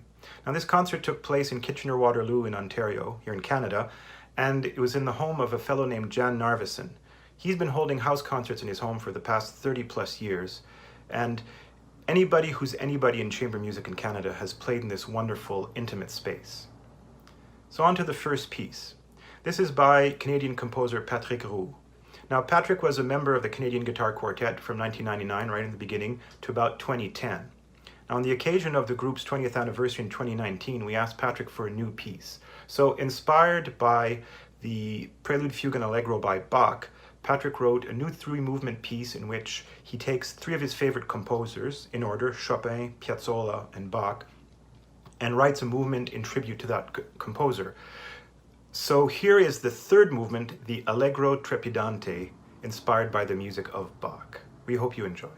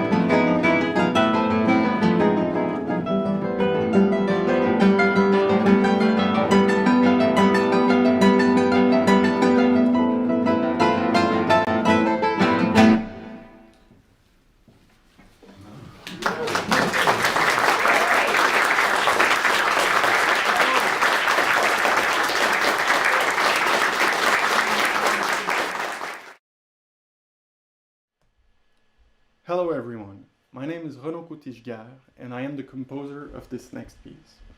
The piece is called Empty Houses, and the reason for that title is that I always find my titles after composing the piece.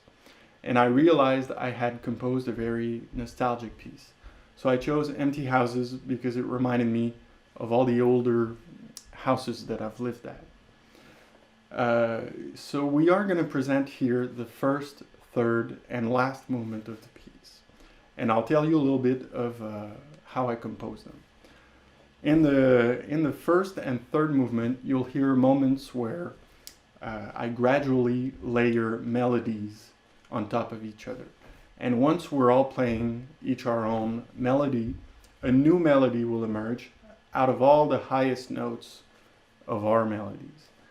So that happens in short moments in the first movement and the third movement.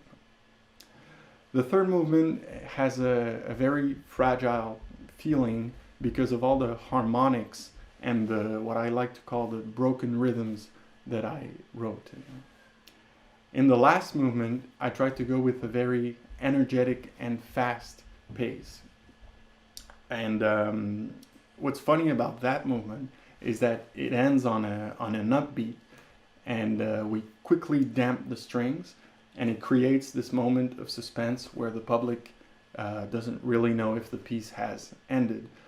And while rehearsing, we realized that every time Julien was damping the strings, a natural harmonic would come out of his guitar. And we ended up saving that in the piece because it added to this moment of suspense. So although we can't be performing live at the Guitar Foundation of America this year, I know that we will in the next few years. And I'm very happy to be able to share my music with you through video. But I am very much looking forward to coming and performing live in the next few years. So here is Empty Houses, and thank you very much.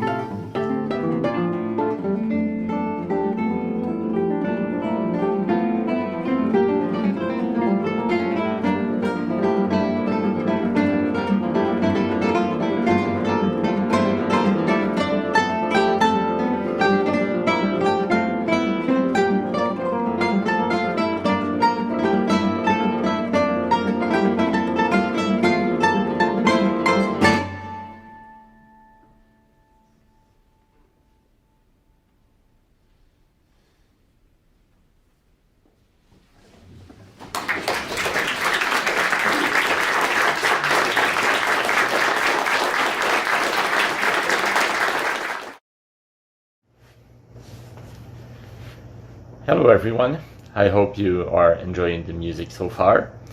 It's really nice to be able to connect with everyone through this virtual event, though it's really sad not to be able to do it in person. I am Julien Bisaillon. I play with the Canadian Guitar Quartet since 2010. I live in Gatineau, Quebec, which is very close to Ottawa, and I teach at Carleton University amongst many other schools of music. The next set of pieces you're about to hear are arrangements of major chamber music masterworks borrowed from the string quartet repertoire. We will start with Beethoven, and from his Opus 59 number 3, we are playing the Allegro Molto, which is the big finale of this string quartet. It's a piece where we really have fun taking on all the challenges of this incredible piece of music, and it's an arrangement by Denis Donegani. We will afterwards go to Maurice Ravel and the amazing textures of his music in his one and only string quartet in F major. The second movement, for which I did the arrangement for the CGQ, is called Vif et très rythmé, and it really shines with all the Spanish flavor of the music of Maurice Ravel, and it has this dual time signature with the 3/4 and 6/8, and also so many pizzicato that it almost sounds sometimes like string players are strumming. So I hope you enjoy those two works, and thanks for listening.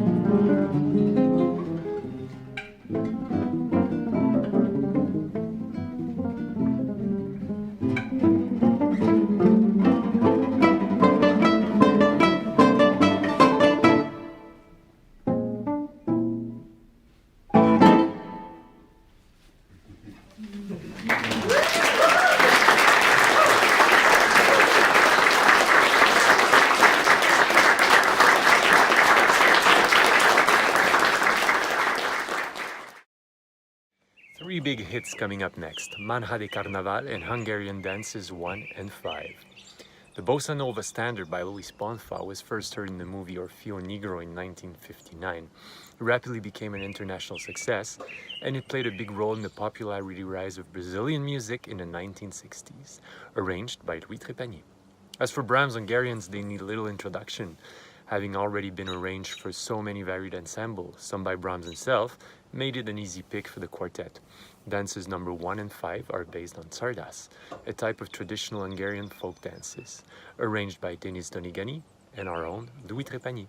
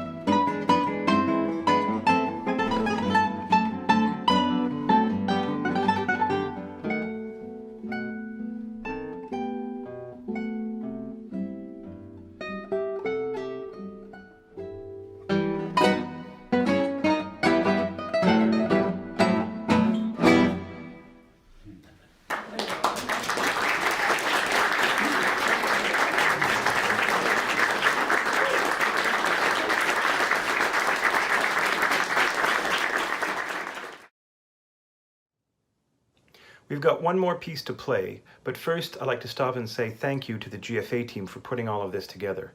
It must have been a huge amount of work coordinating all of this. So hats off to you all. In the days lying ahead, happier days we hope, let's hope that we can come together and see each other for real out there in the world, as the saying goes. And now our last piece. This is Carnaval by Patrick Roux. This is a Canadian composer celebrating everything he loves about Brazilian music. Thanks for watching. We'll see you soon.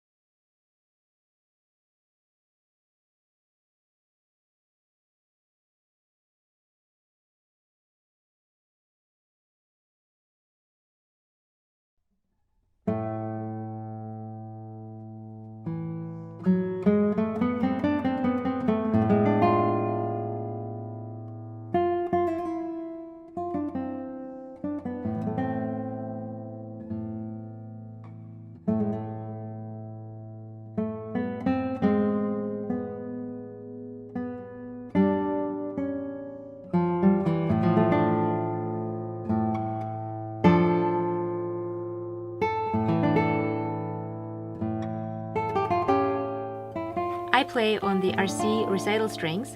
These are in normal tension or in medium tension, and I like these strings because they have very rich and powerful basses and very warm yet very clear trebles. I used to have to mix two brands of strings together between my trebles and my basses to get the combination, so I like how I can just use one set and get the sound that I want. I also like how they feel under my fingers. The basses, so they are powerful, they don't feel stiff under my thumb, they have just the right amount of give. And the trebles, they have that elasticity that when I'm playing loud, I can really feel the strings before I pluck them. It also allows for the vibrato to be a little easier when the string is a bit more elastic.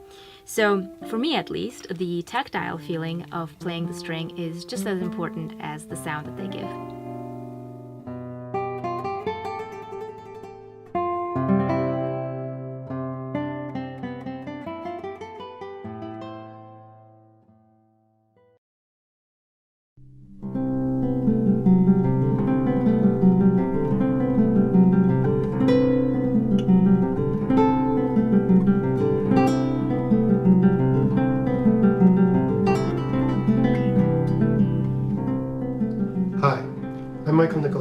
For over a decade, I've used RC strings exclusively on all my classical guitars.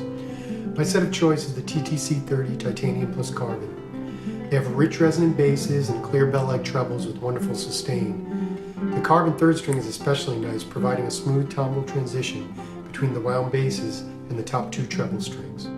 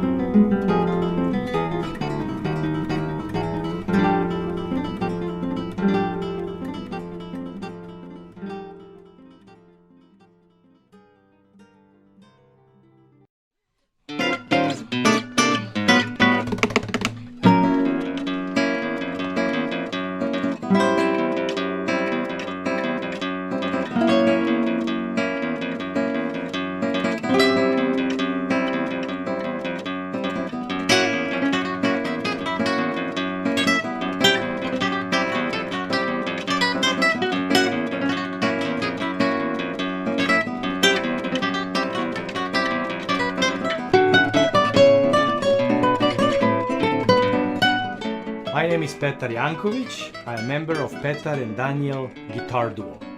I have been using RC strings for several years and I like them a lot. I use primarily two sets. I use Dynamic White hard tension and Sonata regular tension. I use Sonata nylon set for my classical Ignacio Fleta guitar when I really want to have a pure classical guitar sound. And then when I'm playing with amplification, I like to use Dynamic White because they have a little brightness to it, and yet they are soft and have a good sustain and good vibrato like regular nylon strings.